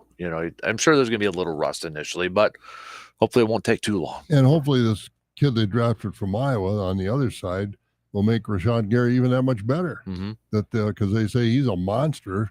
And, if they've got all of a sudden the offensive line has to engage somebody on the other side, that's one less blocker to hold Gary out. So hopefully, that's why I say I think this defense is going to be better, because I think it's going to be more complementary, because you look at what we've seen in the past, and I know we're talking about linebackers, but I mean, you look at the past, Kenny Clark, Dean Lowry, and a couple other guys to work alongside him. There's not much threat from those guys. I think the thing with Van Ness, the rookie, the one thing I want to see, give him playing time. Yeah. Get him out on the field, like Wyatt last year, we didn't see a whole lot until towards the end of the season. If he's one of your best players, I don't care if he's a rookie, get him out there. Oh, no question about it. No question about it. If he's earning the salary, he's warm enough. He's warm enough to have body heat to put on a uniform and play. Put him out there, you bet. Because let's face it, what were we going to lose? Mm-hmm. Because the other defensive linemen weren't all that good last year. Outside of what we had in the middle, Kenny was great, but you got to put this kid in there and let him play. And I think he was coming along. Wyatt was, every once in a while you hear his name called, and that's an improvement. Mm-hmm. Yeah, and if when Rashawn Gary is healthy, figure out ways to get both Van Ness and Gary and Preston Smith, all out on the field together. You can do that. They did it when Za'Darius, was there too. Get your best players out on that field. So I want to see Lucas Van Ness get out and get some opportunities and not just, kind of ease him on in. If he's ready to go, and just throw him out there. Get that experience right away. You bet. Let him Van go. Ness and Wyatt from last year, get these guys on the field. This draft and develop is wonderful, but you don't develop when they're sitting on the bench. Mm-hmm. And especially now without Rodgers there, this is a year where maybe they can get away with a little more experimenting. Mm-hmm. Because with Rodgers there, you had to win. Mm-hmm. Now you still want to win, but you have the personnel to win. They don't play, you don't know. I kind of like the depth at outside linebacker here for Green Bay. We kind of casually mentioned Preston Smith, but he's on there too. He's the veteran of the group, no doubt about it. In fact, I think he's one of the older players on the team right now at the age of 30. And when he came back last year, he was good. Mm-hmm. Yep. And behind them, you had Justin Hollins, who the Packers picked up halfway through the season last year, was cut from the Rams, but he made some nice plays for the Packers and short experience. Enoch Barre, the rookie from last year, was thrusted into playing time with Rashawn Gary being out. He showed some good glimpses. You got Garvin, who was hurt last year for a little bit there, but I like the depth there. I like what they got there for this outside linebacking group. And it just, again, it's all going to depend on the health and how quickly Rashawn Gary is going to be able to get back on the field. Because even if they have some solid depth, this is a completely different unit and not for the good if Rashawn Gary's not on the field. You need Rashawn Gary on the field. Yep, that's the bottom line. Would you say he's the most important defensive player? I think right now Kenny Clark is important, but he's established. We know he's going to be there. I think so. Mm-hmm. I think Rashawn Gary is. Getting out, you got to get that constant quarterback pressure. Get after him. The defense is going to be relied on big time this year. Yeah, and that'll make the defensive backs that much better. That's why I'm anxious for Gary to get back. Van Ness, this rookie, to get on the field. If he can live up to half the hype, he's going to be, a good player. So I just think the defense is going to be better this year. I mean, remains it better to be seen. better. Yeah, well, it can't get much worse. But it remains to be seen how the defensive coordinator will handle the talent, quote unquote, that he's got. Mm-hmm. And even like Quay Walker last year, we saw him involved in some blitzing and going after the quarterback too. So I think you've got, maybe some, what do you want to call it? Some flexibility with some of these players. Even like Van Ness, he can stick his hand in the dirt and, rush from a 2-point stance out there or 3-point stance out there too. So use that. If you've got that, flexibility, if you've got guys that can do multiple different things, get a little creative with your blitz packages, or get a little creative with your defenses and get your best players out there. Use their talents, put them in a position where they're going to affect games in a positive outcome too. Does our defensive coordinator, Joe Barry, does he have the capability of doing that? I don't know. A lot of people were kind of surprised he's still there. Mm-hmm. I don't know. We'll find out. He can't start off like he did last year. That was great that defense, they finished off on a better note and numbers wise. Great, but don't do what you did last year and starting off that slow where you have I know Barry acknowledged that they've got to come out better and kind of pick up where they left off last year, but I guess it remains to be seen. I'm still skeptical on Joe Barry at this point. Oh, I think we all are. I want to see this defense start getting more turnovers. Mm-hmm. It's one thing to get a stop and a punt. Well, then the stop and a punt, these guys are averaging 45, 50 yards. That, for the most part, turns the field over. Then you got basically a rookie quarterback in Jordan Love. now he's got to go the length of the field, or 70, 80 yards, whatever it might be. But these guys get a turnover and, around the 50 or inside the 50-yard line. That takes a lot of pressure off that offense. And I that's what I want to see. My goal for this defense, what I would like to see, is more turnovers, both interceptions and fumbles. And to that end, that's where that pass rush you were talking about comes in handy. You get these guys a little nervous or on the move and they throw off balance. Who knows what can happen? But the turnovers have got to be more important to this defense than they have been the last few years. There's a lot of question marks, and rightfully so, about the safety depth on this team, and who's going to be the starters and who are just going to be the safeties on this team. One way to help alleviate that that concern is you better have a consistent pass rush, so you don't have to really, those corners and those defensive backs and those safeties aren't back in coverage for 5 or 6 seconds back there. Don't give a quarterback enough time out there. That's either completion or a yellow flag when you're in coverage that long. Mm-hmm. Yeah, you just have to. You can't let the guy. You let a guy make 2 or 3, 4 moves on you. Eventually, that move is going to work, and if the quarterback still got the ball and a chance to throw it, then you're hurting. Then it's the defensive back's fault. Mm-hmm. You've got a guy like Gary. You've got Preston Smith. You've got Lucas Van Ness. You've got Kenny Clark up front. You've got a corner in Jair Alexander who can take away a receiver maybe halfway. There's no reason why this defense can't be successful this year. No, exactly. It's all dependent on the coordinator, in my opinion. And taking away health. We know health is the ultimate, taking that off the table. There's no reason, in my opinion, talent-wise, that this shouldn't be a top 5, top 10 defense. Yeah, I think in the top 10 is pretty realistic for what they should do, because they made some nice moves on defense. And like I said, if they don't get a pass rush, then it's the cornerback's fault. I say that because that's what the media says and the fans say, that he can't cover. Well, I don't care who you are, you can't cover that long. It's not the cornerback's fault. It's this pass rush has to be better designed. It's a combination of talent and also help from the defensive coordinator with the right schemes.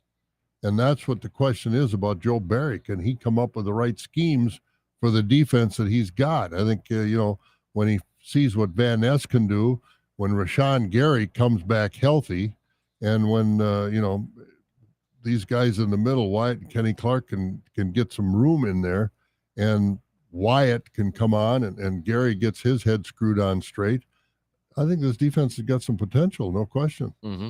I agree. All right, before we take a break, should note that in Minnesota today, the NFL owners will meet for a league meeting to formally approve the new owner for the Washington Commanders. So Dan Snyder will be out as of today as owner for the Commanders, and probably a fan base that is pretty excited about that finally happening. Who's our new owner going to be? That his name is Josh Harris. I believe that's also the ownership group that involves Magic Johnson. Oh, my. On there too. I'll double check that, but I think Magic Johnson's an investor with that group. So, but Commanders fans probably kind of excited today, I would have to imagine. I would think so, because that team, that franchise is such a traditional franchise in the NFL, and the only headlines they've made the last 15 or 20 years because of their owner doing things that aren't football related or aren't positive for football or the franchise or that city. They deserve better. Mm-hmm. Yeah, Magic Johnson is a partner with that ownership group over there too. But now with the new owner, and that's not to get all Washington Commanders talk here, but Ron Rivera as head coach. I mean, if they don't have a good year this year, they might want to do a clean sweep with everything over their coaching staff. And I say that too because there is a Medford, Wisconsin kid that's the linebackers coach over there for the Commanders. So yeah, Mr. Steve Russ. You get new ownership, and I'm sure a new general manager, and he's not our guy. That's the excuse they always use. He's not our guy, and unless you come up with an awful sterling season, we're going to go get our guy. Mm-hmm. Yeah, he's also, just to give you a little bit of a background on Josh Harris, he's a managing partner with the 76ers, New Jersey Devils, minority owner in the, I guess this can't be anymore with, it says Pittsburgh Steelers, but I would imagine that's no, not he'll have to divest himself. And I know he did, I think it was just recently with Joe Gibbs racing over there too. So, but seems like anybody's better. You look at the notorious owners that have been not good for the game. Schneider has been one of those, and there have been others, and the owners in Indianapolis over the last few years. They've come under the spotlight. I think in baseball, notorious Marge Schott in Cincinnati. yeah, There've been Sterling from the Clippers. Yes, Donald Sterling. Oh Lord. Yeah. So there have been some infamous owners, but I think he's on the Mount Rushmore of the worst owners of professional sports franchises ever. Mm-hmm. Oh yeah, I was going to ask that in receiver defer, but I think that's probably an easy top 5. It would be. Right there. Who would be on the Mount Rushmore? I think we named 3 of them already. Yeah. But who would be the 4th one if you had 4 like we had Mount Rushmore? Marge Schott, Donald Sterling, and who would be the 4th one? Some depending on the fan base that you might ask, but some Browns fans might say, who was it that picked up the Browns and moved them? Yeah, but Art Modell. That's why I said it would depend on the fan base. And I guess it depends on the context of what you're looking. These people were bad for the game. Mm-hmm. Modell wasn't necessarily bad for the game. He was bad for Cleveland. Right. But he took him to Baltimore and put a franchise back in a traditional NFL city of Baltimore. So I don't think he'd qualify to be on I'm thinking of people that were owners that were just scoundrels and bad for the game. I don't think Modell was bad for the game. Cleveland would definitely vote to put him on there, that's for sure. But I think if you ask Knicks fans, probably James Dolan right now. James Dolan would be a good one too, yeah. So, there are some out there that deserve that kind of recognition. Mm-hmm. A's fans probably right now want their owner going over there too. So, but a lot of that is in the fans themselves. But a lot of that blame has to go to Oakland. Mm-hmm. They lost the Raiders. Yeah, they did. And well, the Warriors went from Oakland. They're back in San Francisco. Mm-hmm. So that city, that whole it's not the most hard to come up with whatever kind of hundreds of millions or $1 billion to build a new stadium like they wanted.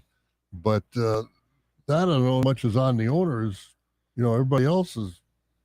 The Brewers didn't build that stadium in Milwaukee.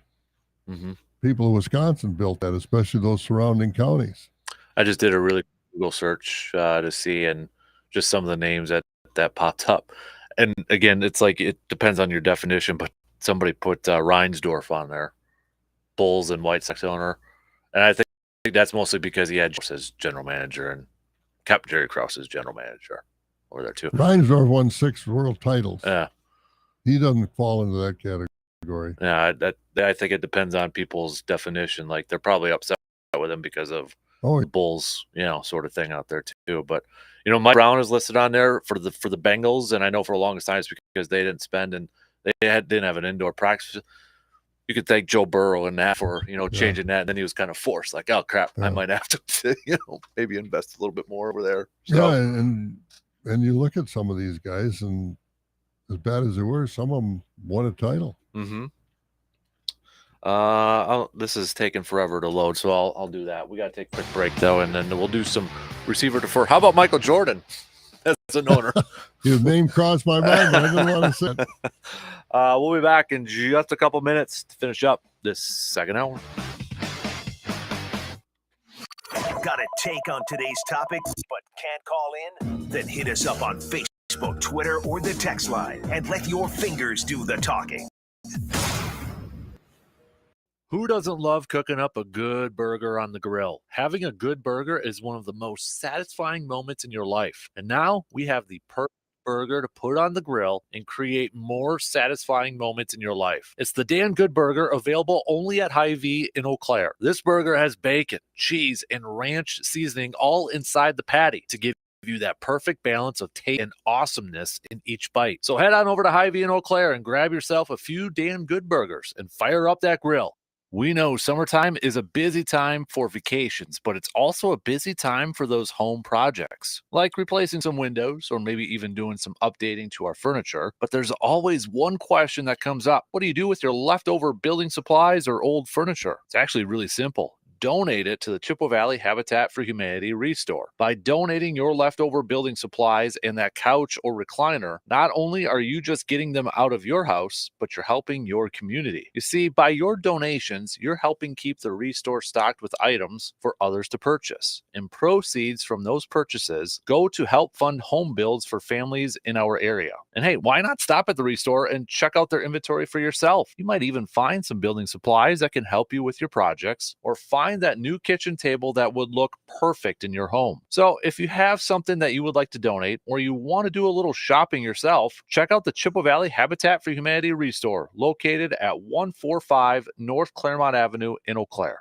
Delivery's at the door. Can someone please unlock? It's been an eventful afternoon with a spike in bookings at Claudia's event space. We'd love to host Mermaid Fest. She was already planning on having more event planners on hand. 500? That's a lot of tails. Indeed can help her hire great people fast. I need Indeed. Indeed you do. Our hiring platform instantly connects you with quality candidates, and you can schedule and conduct virtual interviews right from the Indeed dashboard. Visit Indeed.com/credit and get $75 towards your first sponsored job. Terms and conditions apply. This is an important notice to consumers facing $10,000 or more in credit card debt, medical bills, or other unsecured debt. You may not be required to pay it all back because there are special programs now in effect that will significantly reduce the amount you will owe if you qualify. This is not bankruptcy or a debt consolidation loan. These programs, which the credit card companies like to keep secret, exist to aid American consumers struggling with overwhelming credit card debt by offering tremendous savings and real debt relief. Accredited Debt Relief has established a special hotline for you to call and learn what savings you qualify for. They've helped qualify consumers with over $1 billion in debt and are A+ rated with the Better Business Bureau. So don't wait. Get the relief you need during these hard economic times. For this free information, call the Accredited Debt Relief Hotline now. Call 800-388-0011. 800-388-0011. That's 800-388-0011. Uh-oh, Brad's buzzed. Oh, yeah? Yeah, he's starting with the woots. And now a speech. I just want to say that friendship is about heart and brain. Who's with me? Good thing is, he knows when he's buzzed. And my brain is saying, when it's time to go home, somebody call me a ride. Love that guy. Me too. Know your buzzed warning signs? Call for a ride when it's time to go home. Buzz driving is drunk driving. A message from NHTSA and the Ad Council. Want the latest insight and analysis on your favorite green and gold football team? Check out the Green and Gold Chalk Talk video series hosted by Dan Kasper with new episodes each week on YouTube.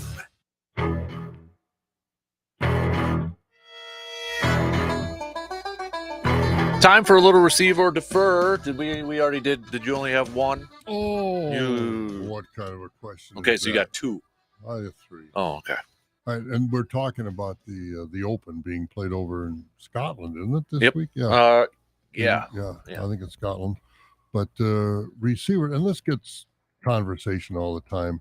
Receiver defer, make the Players Championship a major consideration. Have 5 majors instead of 4, because it's got the strongest or the second strongest field of any tournament that they play all year. Mm-hmm.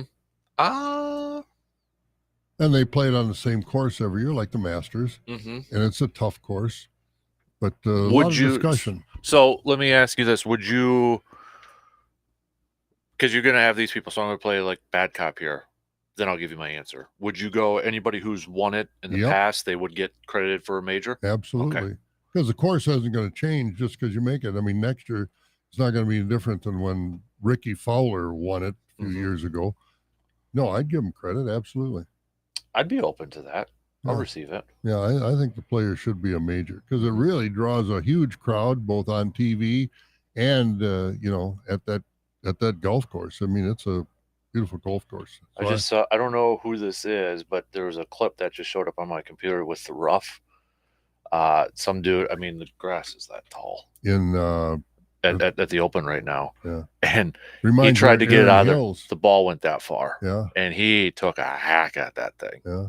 That was like Aaron Hills down by Milwaukee or for the U.S. Open a few years ago. I mean, it looked like nobody was there on TV because of all that grass.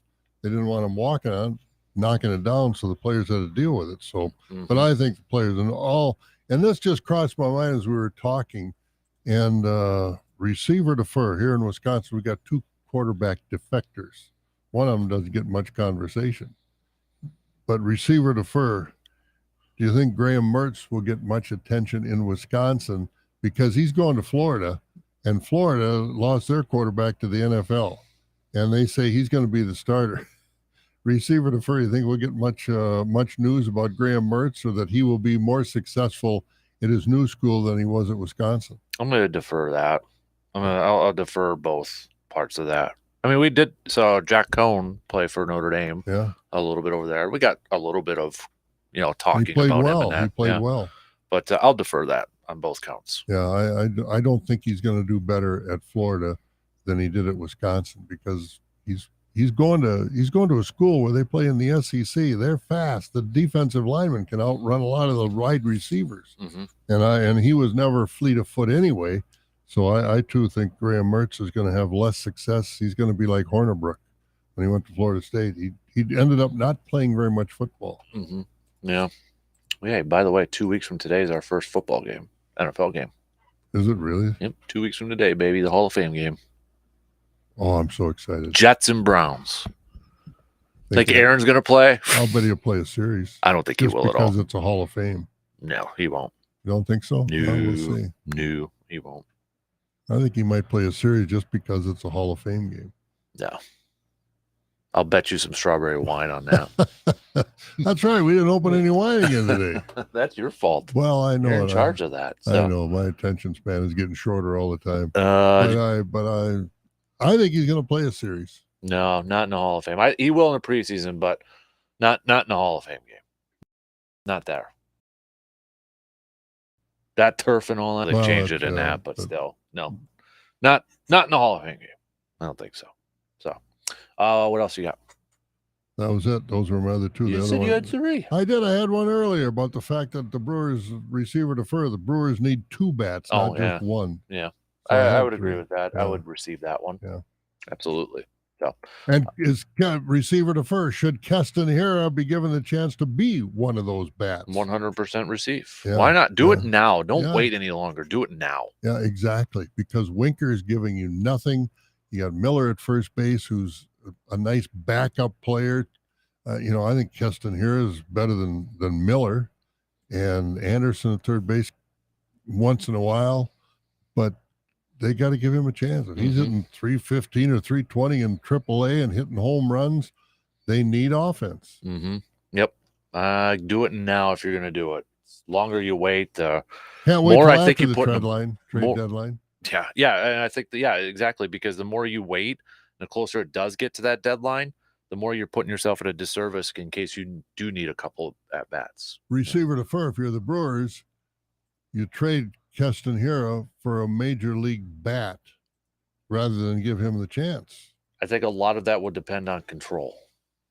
Like, do you control him a little bit more, like the options and all that, or couple whatever? Of years on his contract. Mm-hmm. Yep. So interesting times ahead for the Brewers, but they got to add offense. And we'll see if they go for a series win. Actually, just a couple hours from now, first pitch at 11:35 here this morning. So you'll be able to check that on the radio dials here. All right, we got less than a minute before that shot clock kicks off. So kicking off the 8 o'clock hour, we'll catch up with new Blue Gold's athletic director, Jason Verdugo. So that's coming up. And then right after that, last call for any text or any questions for Jake Bulks for our Outdoor Tidbits segment. Text those on over 715-830-1912. Jake will hop on right after that. So we got a busy 8 o'clock hour coming up. We're going to take a quick break. And then after these news updates, we'll be back with Jason Verdugo, Blue Gold's athletic director.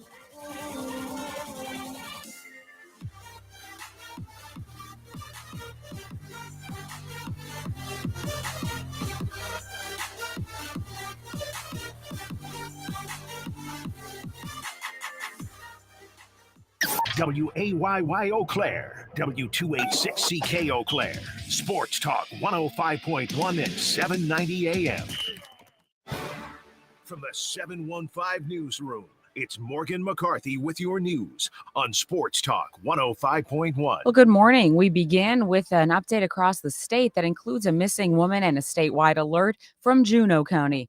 It's the sheriff in Mauston asking for help in finding 43-year-old Leah Stewart. Friends and family saying they last saw her July 4th in the town of Lemonweir. As the sheriff's office says, they've already searched the area both on foot and with drones. Stewart's pictures online, and anyone with any information is being asked to reach out. You can find more details 715newsroom.com. Well, from Mother Nature, we had a little bit of the rumbles last night, but if we look back to last week, there was actually a tornado in Rock County recently confirmed by the National Weather Service. It did touch down last Thursday near Emerald Grove and Avalon in Rock County, not too far from Cecilia's golf course. Forecasters say it was a weak EF0 tornado. Top wind speeds there about 60 miles an hour. No injuries, but some minor tree damage. Fast forward to last night in the Rice Lake area. Maybe you have friends, family in that area, or saw on socials that hail broke windows in a local Walmart there. Had some heavy storm damage up in that area. In other headlines, if you want to chime in and have ideas about how the county should run, Eau Claire County is looking for that feedback, opening a citizen engagement survey with the idea being to see which county programs are providing services that people want. Now, the hope is to better provide those services or find areas where the county can do more. That survey is online. That click starts easily with a stop at 715newsroom.com. Well, scooting right along, if you're downtown, you'll see scooters for rent. They have landed in the city of Clearwater, and it comes after leaders had talked about the rental program for a while, but prices start at about $30 and go up from there. You can go downtown for the details or an easy click online if you're headed that way, 715newsroom.com. We turn the page on pen to paper. Governor Evers has signed a new law that will change how kids in the state are taught to read, and that plan will return Wisconsin schools to teaching phonics and place a huge emphasis on making sure kids can read at grade level before the 4th grade. And not everybody a fan of that plan, but it is one of the overhauls that went pen to paper on Governor Evers' desk at the Capitol level. And well, you have your coffee, I have mine. We're back at it. It means we didn't win the Powerball, but someone did. We're going to Cali. Just one ticket has that life-changing combination: 7, 10, 11, 13, 24, and the Powerball of 24. That one ticket was sold at a mini mart in downtown LA near Skid Row. More than 30 other tickets are worth $1 or $2 million. The Powerball jackpot reverts to $20 million on Saturday, or try your luck with Mega Millions. Friday's jackpot in that drawing is $720 million. I'm Rory O'Neill. You know, that's kind of what we call the hallway around here with the sports office for Kasper. Skid Row. For Sports Talk 105.1, I'm Morgan McCarthy. Much quieter today in the wake of last night's storms, as we'll have intervals of clouds and sun throughout the day, and temperatures much cooler, only climbing to about the mid to upper 70s. A breezy northerly wind going to keep those temperatures down. Otherwise, mostly clear for tonight, dipping to the upper 50s before sunshine returns for tomorrow, starting a warm-up through the weekend, and temperatures reaching the upper 80s by the start of next week. I'm Skywarn 13 meteorologist Mike D'Andrea. Service Master of Chippewa Valley is your local expert when it comes to fire and water damage, carpet and air duct cleaning, mold remediation, and trauma. They're when you need them 24 hours a day, 365 days a year. Trust comes in the yellow truck. Learn more at ServiceMasterChippewaValley.com. Express Employment Professionals has put more than 10 million people to work in the last 40 years in all types of industries. Find your next job at expresspros.com.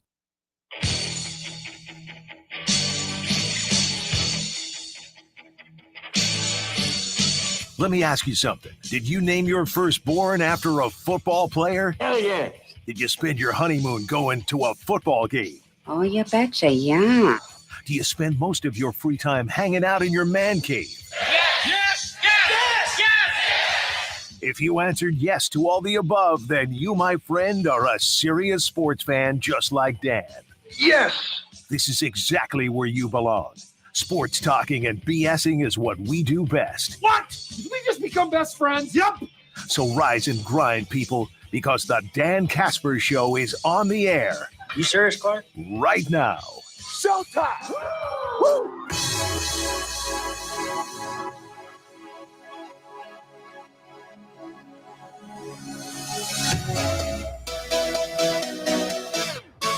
Third and final hour kicking off right now on this Thursday morning of July 20th. Appreciate you all tuning in wherever, however you may be tuning in.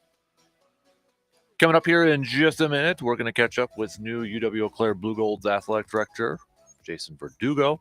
After that, we'll catch up with our DNR buddy, Mr. Jake Bolks, answering your questions.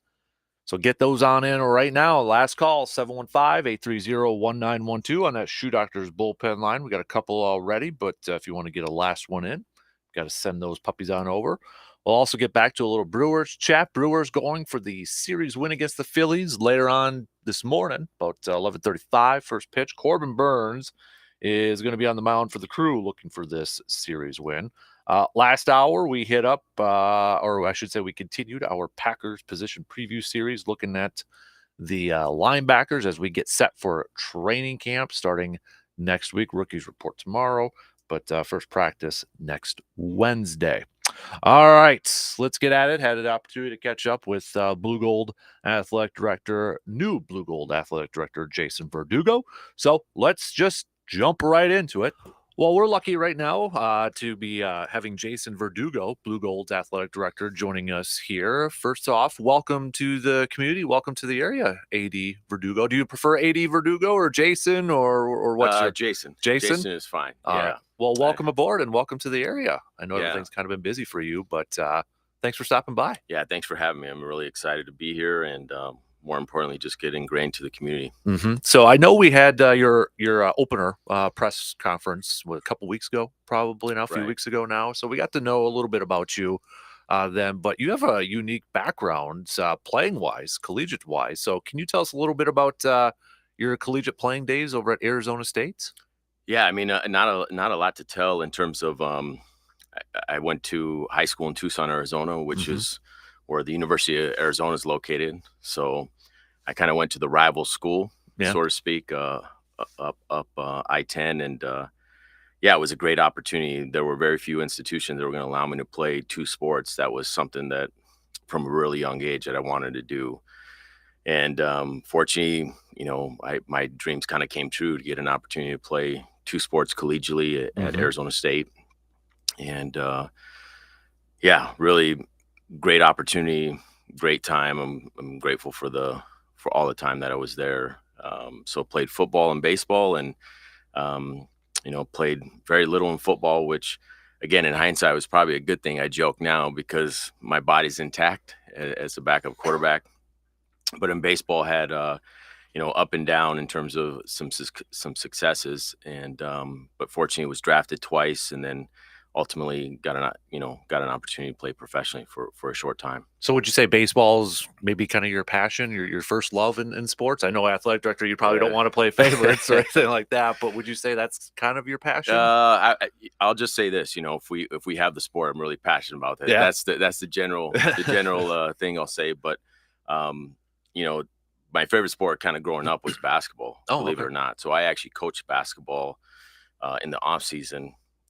When I was playing professional baseball, and then I coached 1 year at McClintock High School, a really good varsity basketball program that I took over for 1 year, made the state tournament. So believe it or not, probably my base knowledge in terms of what I know most is probably basketball. Okay. I certainly enjoyed football probably the most playing just because of the camaraderie and the aspect of the intensity and, 60,000 people and so on and so forth. And baseball, I grew to love over time. I will say that I grew to love that over time, and more importantly, when I started coaching as well. So I know in your bio too, it mentioned Pat Tillman on there. Did you get to know Pat Tillman a little bit during your playing days? Yeah, it was a teammate of mine, and got to know him, in the couple years that we were teammates. I had the unique opportunity to play with his brother Kevin as well, who was a baseball student athlete. So, but yeah, pretty special human being, and obviously, what he did as a not only as a student athlete but beyond, and service to our country speaks for itself. Right. So yeah, really proud of getting the opportunity to know him as a collegiate student athlete. I had to ask because I know a few friends actually go to Arizona every year and partake in Pat's run down in Arizona over there too. So it's one of their favorite things to do every year. Yeah, it's remarkable. Again, his legacy continues to cascade into many people in terms of the scholarship funds and all the different things that organization does over time. So, just really fortunate Right. So after your collegiate playing career, professional playing career, because it was with the Giants system, right? Yeah, I was fortunate. I get drafted in the 6th round my junior year.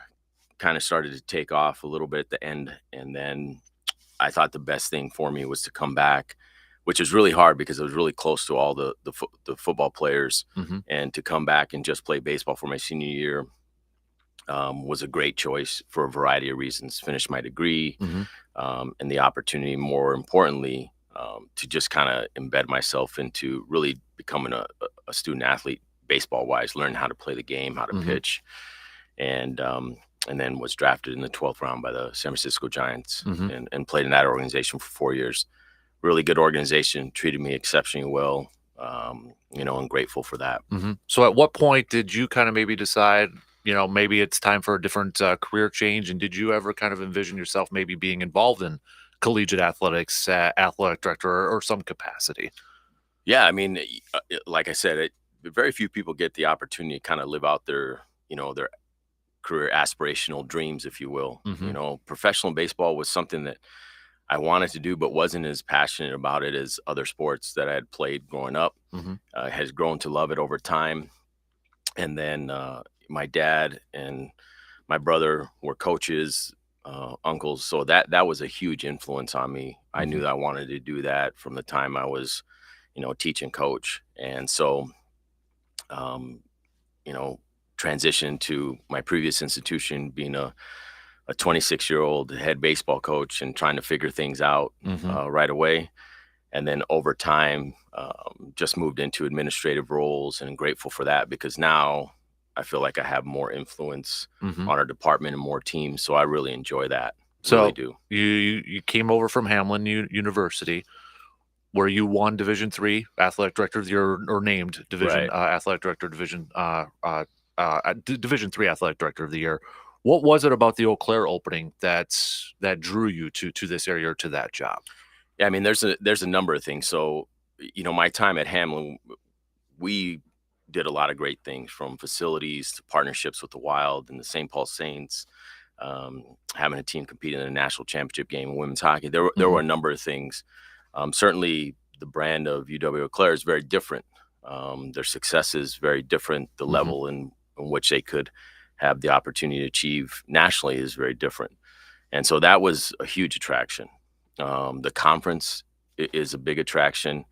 A lot of success, and really probably the premier athletic conference at the Division III level in the country. Mhm.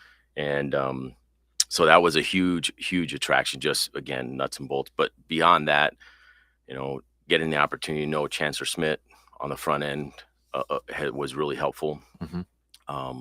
But the momentum that was created, obviously the building that's coming up, Right. to new football coaching staff, who I did a lot of background on him as well, and excited about Mhm. what he brings to the table.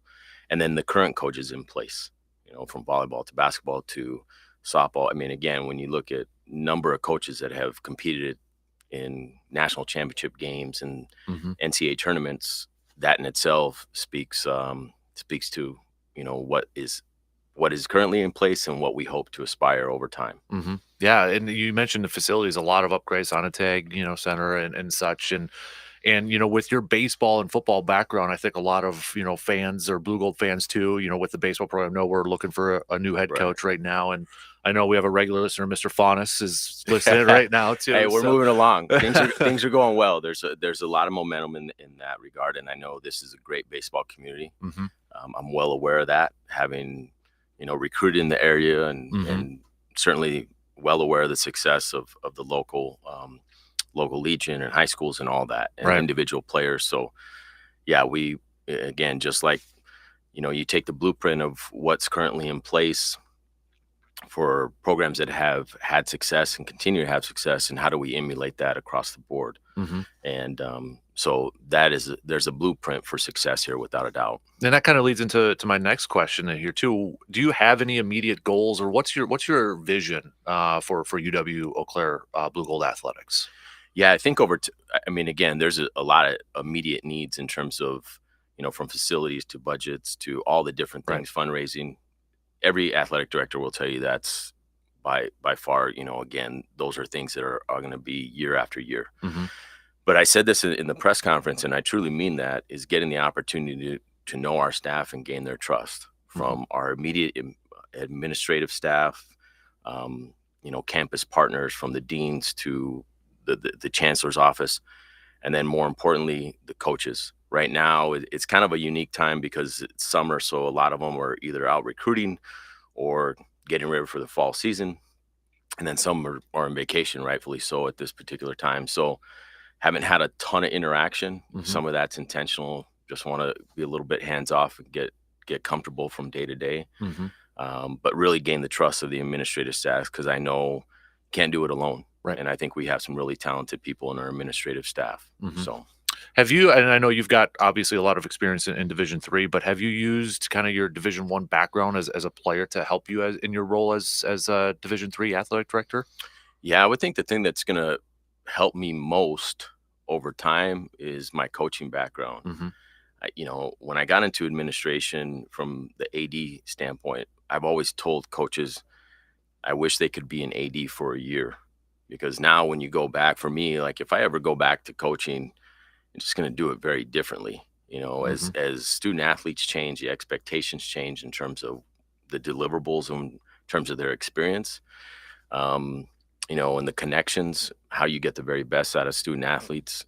My job now is to try to figure out a way to get the very best out of coaches. How can I be a great partner to them and support them, so they continue to fall in love with the job year after year. It's kind of like Groundhog's Day. The toughest part about this job is, you got to repeat all those things year after year. You have a new team, a new recruiting cycle. And some of those things can become monotonous. And so, just like anything, you want to recreate that energy year after year. The good ones have the ability to do that and stay consistent. Right. But for me is, how can I encourage them to do that year after year and make their job, easier? Right.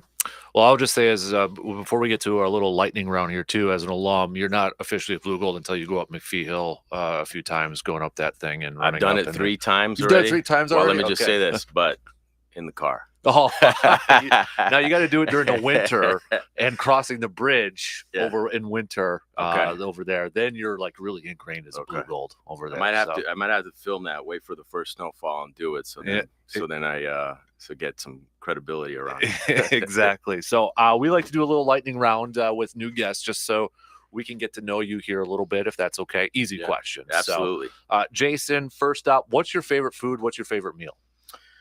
Favorite food is, again, plethora of Mexican food. So I'll say my mom's tacos. So nice. We'll say that. All right. Okay. So that leads into are you a hard shell or soft shell type of guy? A mixture. My mom's are hard shell, but the street corn tortilla ones, soft, are good too. Nice. I like it. Favorite movie?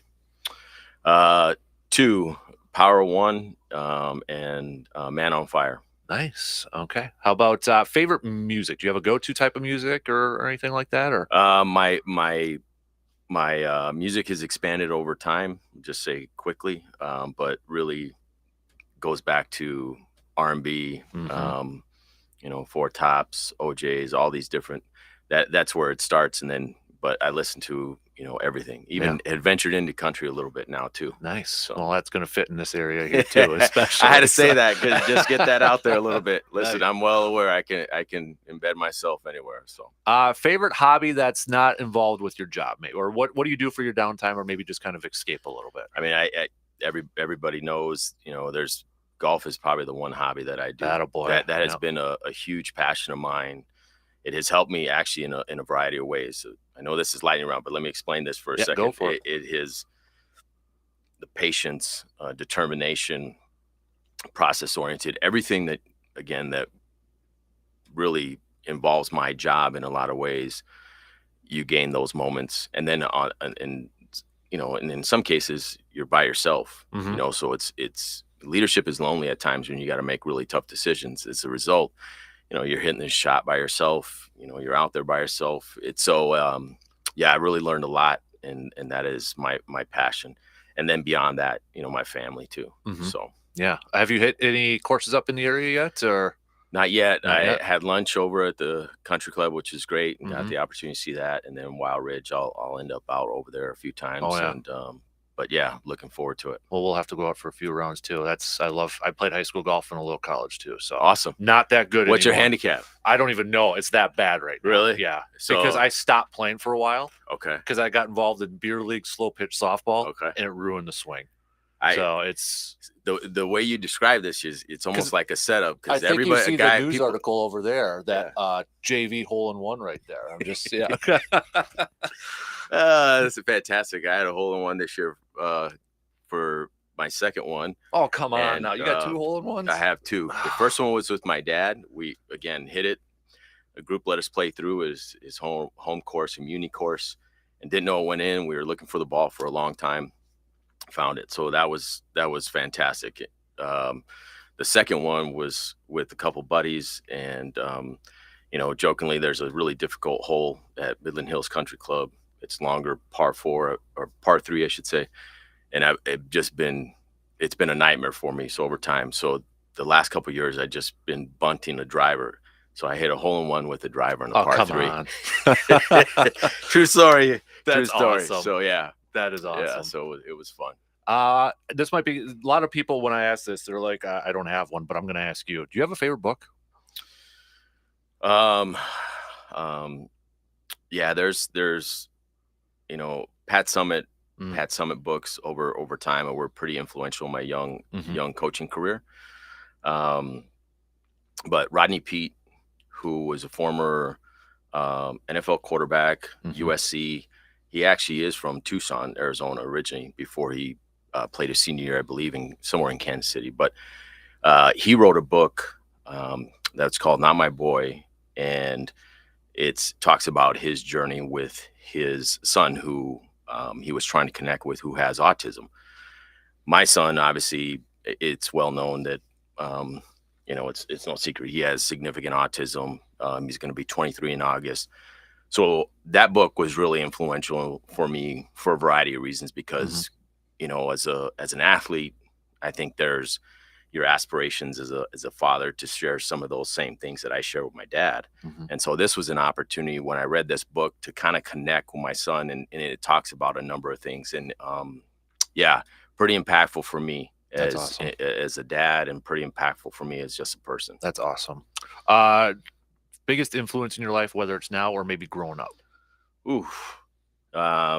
Several, but again, the easy targets are my dad, my brother, my family, my sister-in-law, my niece, my nephews, my mom are probably, really the pillars and continue to be influences. Professionally, there's a few actually. A gentleman by the name of Peter Roby, who's been a great mentor, former athletic director at Northeastern and Dartmouth. And then my colleague, Penny Parker, who I run, we are consultants with the Pathway Program, NCAA Pathway Program. So, they have been very influential among many others in my professional career, without a doubt. When you actually have some downtime, what are you streaming? What are you watching?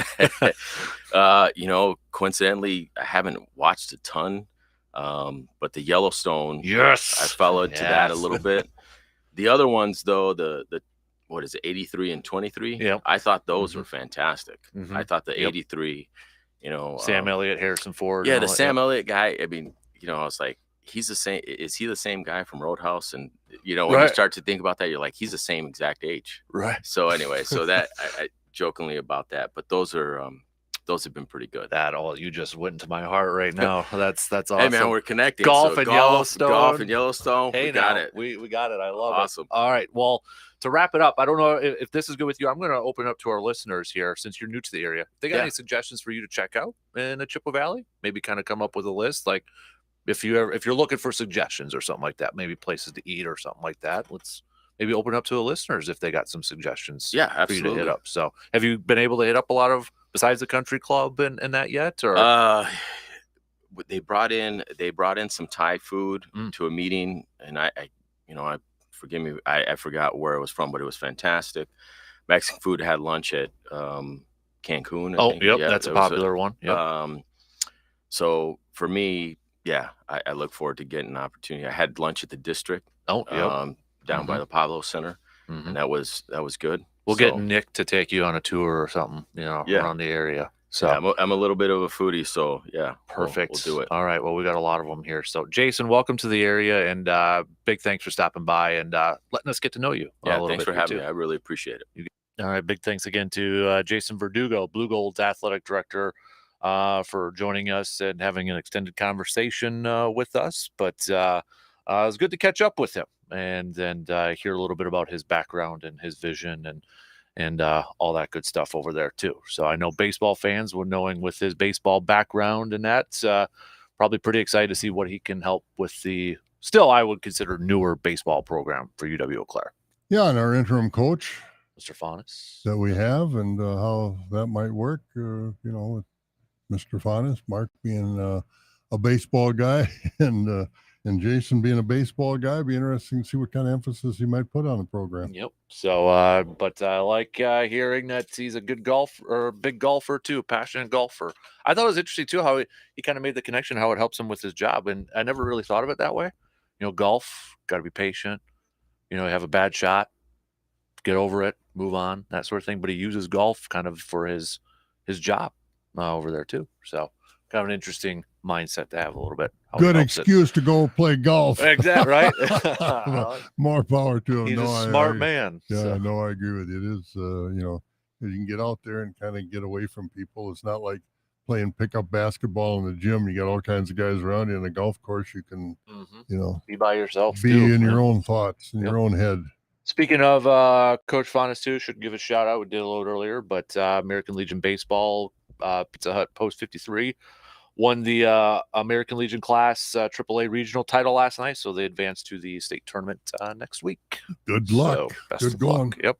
I know the 17U team also advanced a couple days ago to the state tournament. So best of luck. Good program in Eau Claire, that's for sure. The Express are in action tonight back at Carson Park.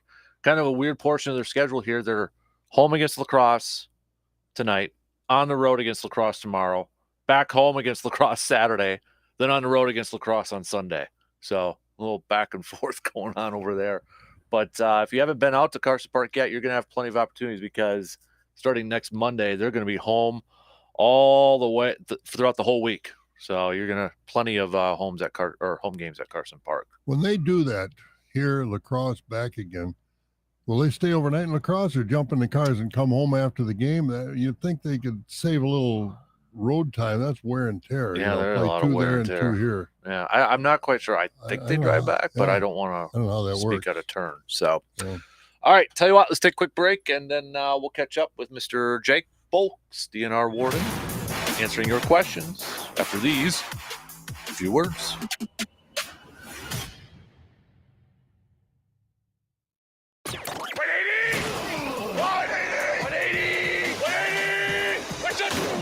The Dan Kasper Show will be right back.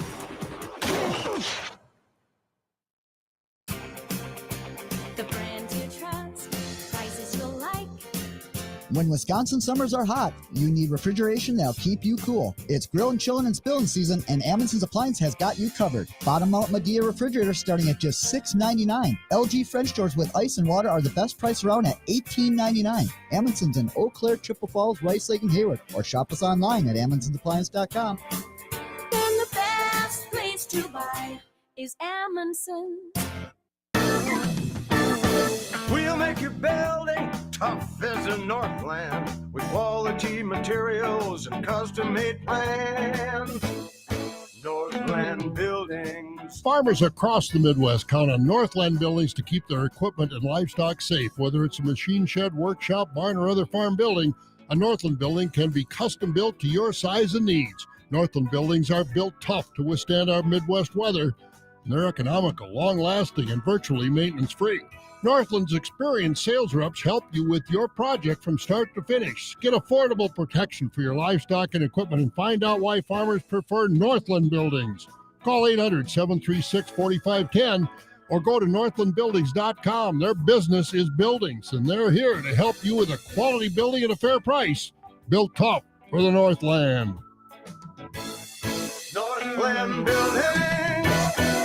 Carpet City Flooring Center did it again, people. Some of the magic that they're able to do is pretty impressive. So, quick backstory. We had a couple of bedrooms that needed some new carpet pretty badly. We went to Carpet City Flooring Center in Eau Claire, and they helped us pick an awesome looking and feeling carpet. And a couple weeks later, installed the new carpet in our rooms. Now the bedrooms in our house look and feel completely different. In a good way. The instant you walk into these rooms, you are in a better mood. My 6-year-old is even spending more time in his room because of the carpet. He tells everyone he has a brand new bedroom now. So if you are in the need of a new floor for your home or office, why would you look anywhere else besides Carpet City Flooring Center in Eau Claire? Trick question. You shouldn't be. So go visit our good friends Carpet.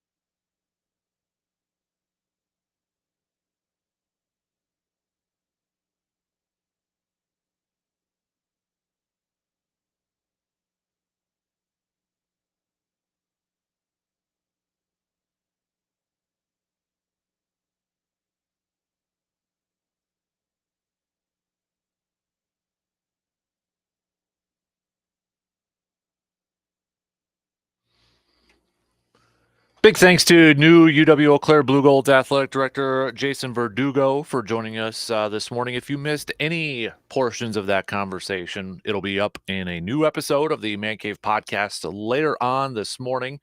Man Cave Podcast brought to you by our good friends from Toyson Ford and Hy-Vee. You can check it out at sportstalk1051.com or on your favorite podcasting platforms like Apple, Spotify, Google, all that good stuff out there. You know what time it is. It is Thursday at 8:30.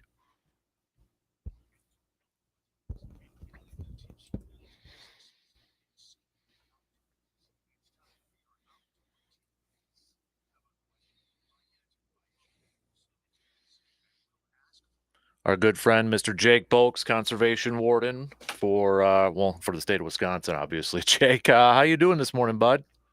I'm doing good. All right. Hey, we're getting towards the end of July, and I don't know about you, man, but with some of the colder temperatures, in the morning and that, it's got me. I'm itching for bow season, man. I'm getting ready for September after my birthday's done with, and you get into closer to football and all that. I'm starting to get into hunting mode, man. Yeah, I know. It is pretty crazy to think that we're kind of getting to that point of the summer where we're looking at trail cameras being put up and deer season coming, and it's getting cooler. It's getting more exciting, and I have seen a lot more people out and about scouting already and on some public lands and different stuff, getting ready for the archery season. Before we get to this was a question from Eric earlier. You mentioned trail cameras, and I believe we brought this up last year, but maybe a good refresher. With public lands, can people put trail cameras out on public lands and leave them out there? Yeah, so trail cameras are one of the few objects you can put out there. You have to identify them with your customer ID number or your name and address or phone number. I always just recommend the DNR customer ID number. And then on all public lands, like, around this area, like I know all the county lands allow it, the state lands allow it. Other parts of the state or other specific properties, you might have to, make sure, it's always good to do a little research on what property it is. If it's county land, they have website. If it's state land, we have a website for each individual, piece of land. So just check it out, make sure it's allowed. But yeah, around here, if you're on public property, you're going to be allowed to place it. Just make sure you identify it. And there's no limit on how many you can put out there. And just a refresher too, tree stands, ladder stands, and all that, they can't stay out there overnight. Yep. So you can carry in, if you wanted to carry in a ladder stand one day and sit in it, you can, but you can't leave it overnight. And if you leave it during the day, so you come in, you hunt till 11, go get lunch, come back, you can leave it during the day, but you do have to identify it. So again, have your customer ID number or something on it. Because if I'm walking through the woods and there's a ladder stand with nothing on it, it's in violation. So it's either a citation or I'm going to seize it and then end up probably selling it to the auction or sending it to the auction. Gotcha. This question came in a little bit earlier on our texting line from Eric, and he was wondering, is it legal to create a watering hole for a deer? Now, I'm assuming he's meaning maybe some of those small water holes like that, or he's wondering, does that fall under the baiting regulations when it comes to deer? Yeah, that's a good question. So the answer is it is legal. You can create like a water hole or a wallow or something like that for them. What I see a lot of people do is they'll put in some sort of like, kids swimming pool or some sort of, something designed to hold the water and put that in the woods. And that's totally legal on private land. On public land, you can't do it because it's going to be considered some sort of, land destruction because it's not your private property. So if you start digging holes on state or public or state or county land and you're ripping through roots and different things like that, then that technically isn't allowed. As well as if you leave anything out on public land, then it's abandoned property and it will be seized. So private land, it's not that it's illegal on public, there's other, issues with it for the public, but totally legal. Only water. So sometimes people like add, electrolytes, quote unquote, or mineral or something in there so it dissolves and, we can't tell, but we can tell, we can find it, we can test it, stuff like that. So it's just only water in those holes. And Jake, water is valuable, obviously, and it's really protected in Wisconsin, and rightly so. What about, I was around some property where a tree rotted off and fell into the lake and it was in the way. How much can a person clear, those dead branches and trunks and things like that to get it out of the way? And how much of it is a violation because it might create a new fish crib or whatever? Sure. Yeah. So, if trees and stuff naturally fall into the water, especially along the shoreline, stuff like that, that is nature's way of creating new fish habitat and good spawning spots or protection and stuff like that. So if it's if you're on a big lake like Lake Wissota and it's not in the way and anything like that, we always encourage from a biological standpoint just to leave it and let nature utilize it. Now, if a tree goes down and it's blocking the navigation of a stream or a river or something, it is legal. Or an individual person's pier. You can't. Yeah, or a pier. Yeah, you can go in there and remove it. I mean, if something happens that's unnatural, well, I guess it's kind of natural, but if it's blocking some sort of like your pier, the river, navigation, something, you don't need any permits or anything. You can go in there and remove it. If it's part of like an actual, if it's part of some sort of fish crib or something like that, it's not going to be, those are always going to be put in areas where it's not in the way of anything, so those won't ever be an issue. But yeah, we encourage it from a biological standpoint. Leave it if you can. It's a great fishing tool. It's a great biological tool. But if it's in the way, you can go out there and move it and cut it up and do whatever you need. But you can't, this is the one caveat with it. If it is in there, you're supposed to remove it. If it falls in and you want a gun, you're supposed to remove it, bring it up to your shoreline and burn it or dispose of it or give it to your neighbors or something. You're not supposed to just cut it up in pieces and push it down the river or push it further into the lake. All right, good stuff. Jake, before I let you go here, then I just double checked the dates. Antlerless tags go on sale starting August 14th. So the website I know has the availabilities for each county and stuff on there too. So probably a good idea for people maybe to game plan for that, especially if the tags are limited. Yeah, especially depending on where you're hunting. So some places you might know that you can get bonus tags all year. Some places, you know, they're only going to be open for a day. So if you need to learn how to use the computer a little bit better or be ready to go into a service center that day, make sure you plan that out. And on the deer hunting stuff, it's always, I think it's always a good reminder of some of the baiting stuff just because we're getting closer to it. Bait is like anything that's used to attract an animal, or in this case, a deer. So like if you put out mineral blocks, salt blocks, those are bait. If you put out, you know, old bird seed or whatever, anything that you're putting out there in a hunting location and you think it's going to attract it, whether you admit that to me or not. But if it's out there attracting deer and stuff like that, that is bait. It seems like, I don't want to say more and more, but I do run into people that are pretty caught off guard when I explain that mineral blocks and salt blocks and those bags of mineral and stuff like that are bait. You know, because they sell it at Fleet Farm and stuff like that. Doesn't make it legal to put it out in the landscape, but it is bait. So don't go put that out this time of year. What about a garden? Those darn deer, they come in and that is I that bait? It's not bait. Technically, you might be able to call that your natural food plot, but yeah. No, most people in the garden are just trying. Right, most people are just trying to keep them from eating their plants this time of year. Yeah, me included. Yeah, and I mean, you are right though. Like if someone wants to build, you know, if you're doing food plots, you've already planted them. But if you want to try to get in a late food plot on your private land, that's still legal to do and everything like that. All right, good stuff as always, Jake. Appreciate the time as always, and we'll catch up with you again next Thursday. Okay, bud? Yeah, good chatting with you guys. You got it. There you go, Jake Bolks, Wisconsin Conservation Warden, answering your questions. And big thanks to everybody who texted in. If we didn't get to yours, I know we had a couple of very last-second ones. We will hit those up coming up next Thursday for Jake. So, again, Bob, your birdseed, be careful. Make sure he doesn't. You're going to have State Patrol. My hostas and my other plants those darn deer eat. Well, maybe Dave could put up that tree stand in your yard a little bit earlier this year as opposed to last year. Did he even hunt? I think it's still there. It's still there? Yeah. I don't know if they ever got to it. I never pay attention, but I don't know if they got there. David, if you're listening, that's unacceptable. I don't care. I might go up there and they eat any more of my hostas. I might go up there and Lord knows what I might do to them. They're well, at least hostas are a very tough plant, right?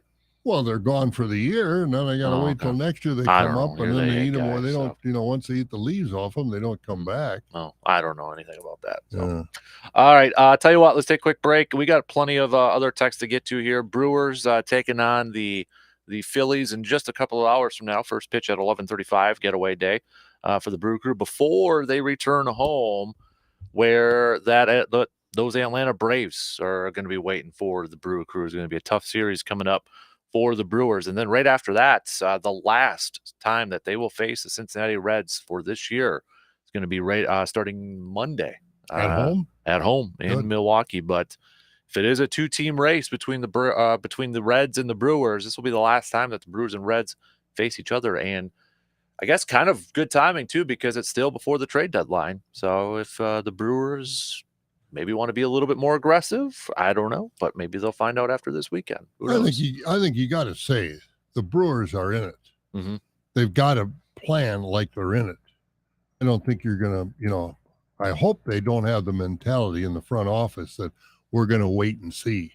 We're in this race, and we've got to do something to make sure we stay in it and do more we can to move away from the Reds. Well, what do we say? Was it last week or the week before? It was up to the players, make them force kind of the hand of the management. And I think that's what they've been doing, right? Yeah. They've been winning these games. They've been winning these series and saying, all right, we're in this. Now it's up to you to maybe kind of help bolster up our roster and let's go for this here a little bit. I don't know if a lot of Brewers fans who necessarily want the Brewers to trade their top prospects, in these trades, like Jackson Cheerio is not going to get traded. This young fireball kid, who just seems to hit a home run every other day. He's in Double-A. He's pretty much untouchable at this point. But I don't know of anybody who wants the Brewers to unload their entire farm system for this year. But make smart moves. Bring in a couple players that can help you out right now, especially a bat. Right, couple bats. If they don't want to trade anybody, bring Hera and this Cheerio up. Double-A to make that jump right away? Well, yeah. Ooh. There have been other guys that did. Carlton Fisk came from Double-A. Mm-hmm. He's in the Hall of Fame. Obviously he's an exception to the rule, but give him a chance. If they don't want to trade guys, bring these guys up. They got MLB.com, 30 prospects who could be traded, one for each team. For the Brewers, they picked Tyler Black. How big of a swing does Milwaukee want to take in its hunt for a National League Central crown? If it's a relatively big one, perhaps the club considers moving Black at a time when his stock has never been higher. The 33rd overall pick in the 21 draft. Black has long been considered a plus hitter and has backed that up with a 282 average and a 427 on-base percentage this season. He's proved to be a menace on the base paths, too, with a Double-A best 42 steals. The glove is more of a question, but he's moved around plenty in the pros. So if you're thinking about prospects, that's one that MLB.com at least threw out there. So, but give them a chance. If they don't want to trade, give them a chance. Can't stand pat. Yeah. Yep. All right, let's we gotta take a quick break and we'll finish up things, cover the bases. Packers also training camp starting next Wednesday. We Are you going over? I will be going over next Saturday. Okay. I'm gonna take a practice in then.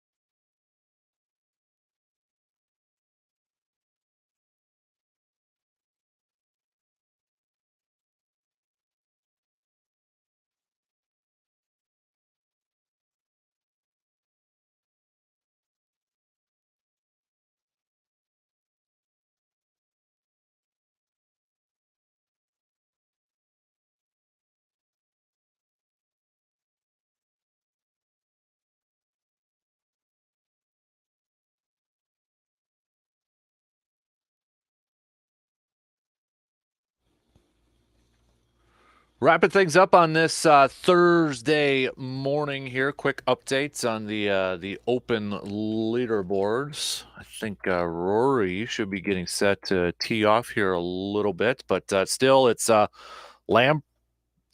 It's an amateur. I don't know how to pronounce his name, so I apologize, but he's an amateur still at Where's he from? 5 under. Let me bring it up here. I don't recognize the little itty bitty flag that's next to his name here. Doesn't sound like an American. Doesn't even have a picture on his profile. South Africa. That's what it is. South Africa over there. So others on the we got Tommy Fleetwood is now tied for 5 under too. A lot of people are picking him. Yeah. So he's under there. I think, Rory should be getting ready to tee off here if he hasn't already. So Corbin Burns on the mound tonight for the Brew Crew. Last we saw him was right after the All-Star break when he struck out 13 in that outing. So we'll see him in just a couple of hours from now as the Brewers will try to win that series against the Phillies before they head home to take on I think a lot of people, and myself included, consider the Braves right now the best team in baseball. I think so. So they're coming into Milwaukee, and that would be a tough series for the Brew Crew. And to not have Burns in that one, well, going to put a lot of pressure on Freddie Peralta, who's going to get the start in there. And then Hauser, I'm sure, is probably going to get a start in there as well. So, but first things first, take care of the game tonight or this afternoon against the Phillies and get another series win on your resume. Yep. So, Packers, we talked a little bit about the outside linebackers and inside linebackers here this morning as our position preview series continues. Yeah, not doing a show down there this year. It's just part of it was, last year we were there for the opener, which would have been Wednesday this year. But this year, too, Green Bay, they don't have a lot of open practices this year. I think it's only 10. It's only like 10 or something like that. And they've only announced, unless they updated it and I haven't seen it, times for like the first 3. So I don't know if what's going on there or what, but I know a lot of it is because they're going to Cincinnati to have those joint practices with the Bengals on there too, but not as many training camp practices for Green Bay for the public. Yeah, that's disappointing because that's a bucket list for a lot of people. It really is to go to a Green Bay practice and see the players ride those bicycles from the locker room of the stadium down to the practice facility.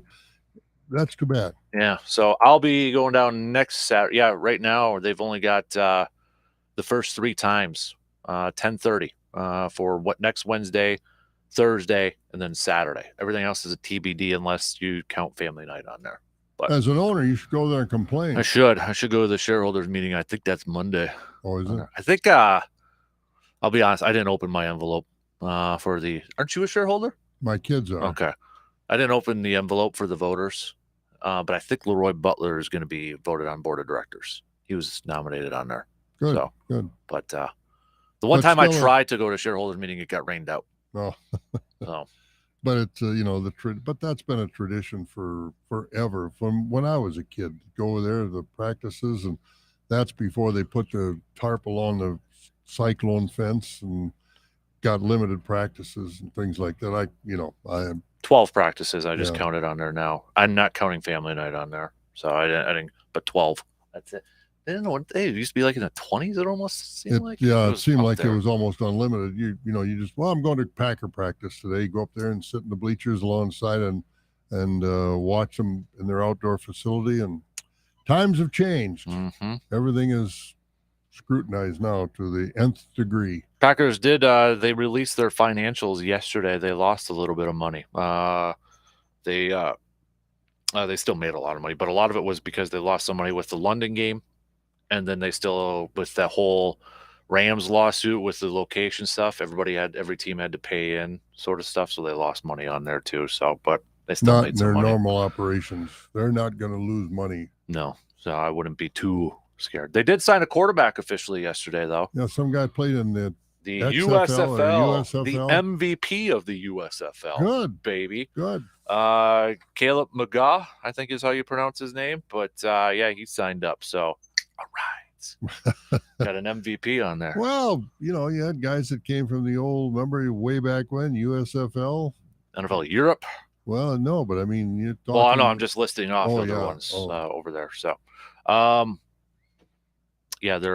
Packers Packers' profit was down 9% last year because of higher player expenses and other costs. Aaron Rodgers.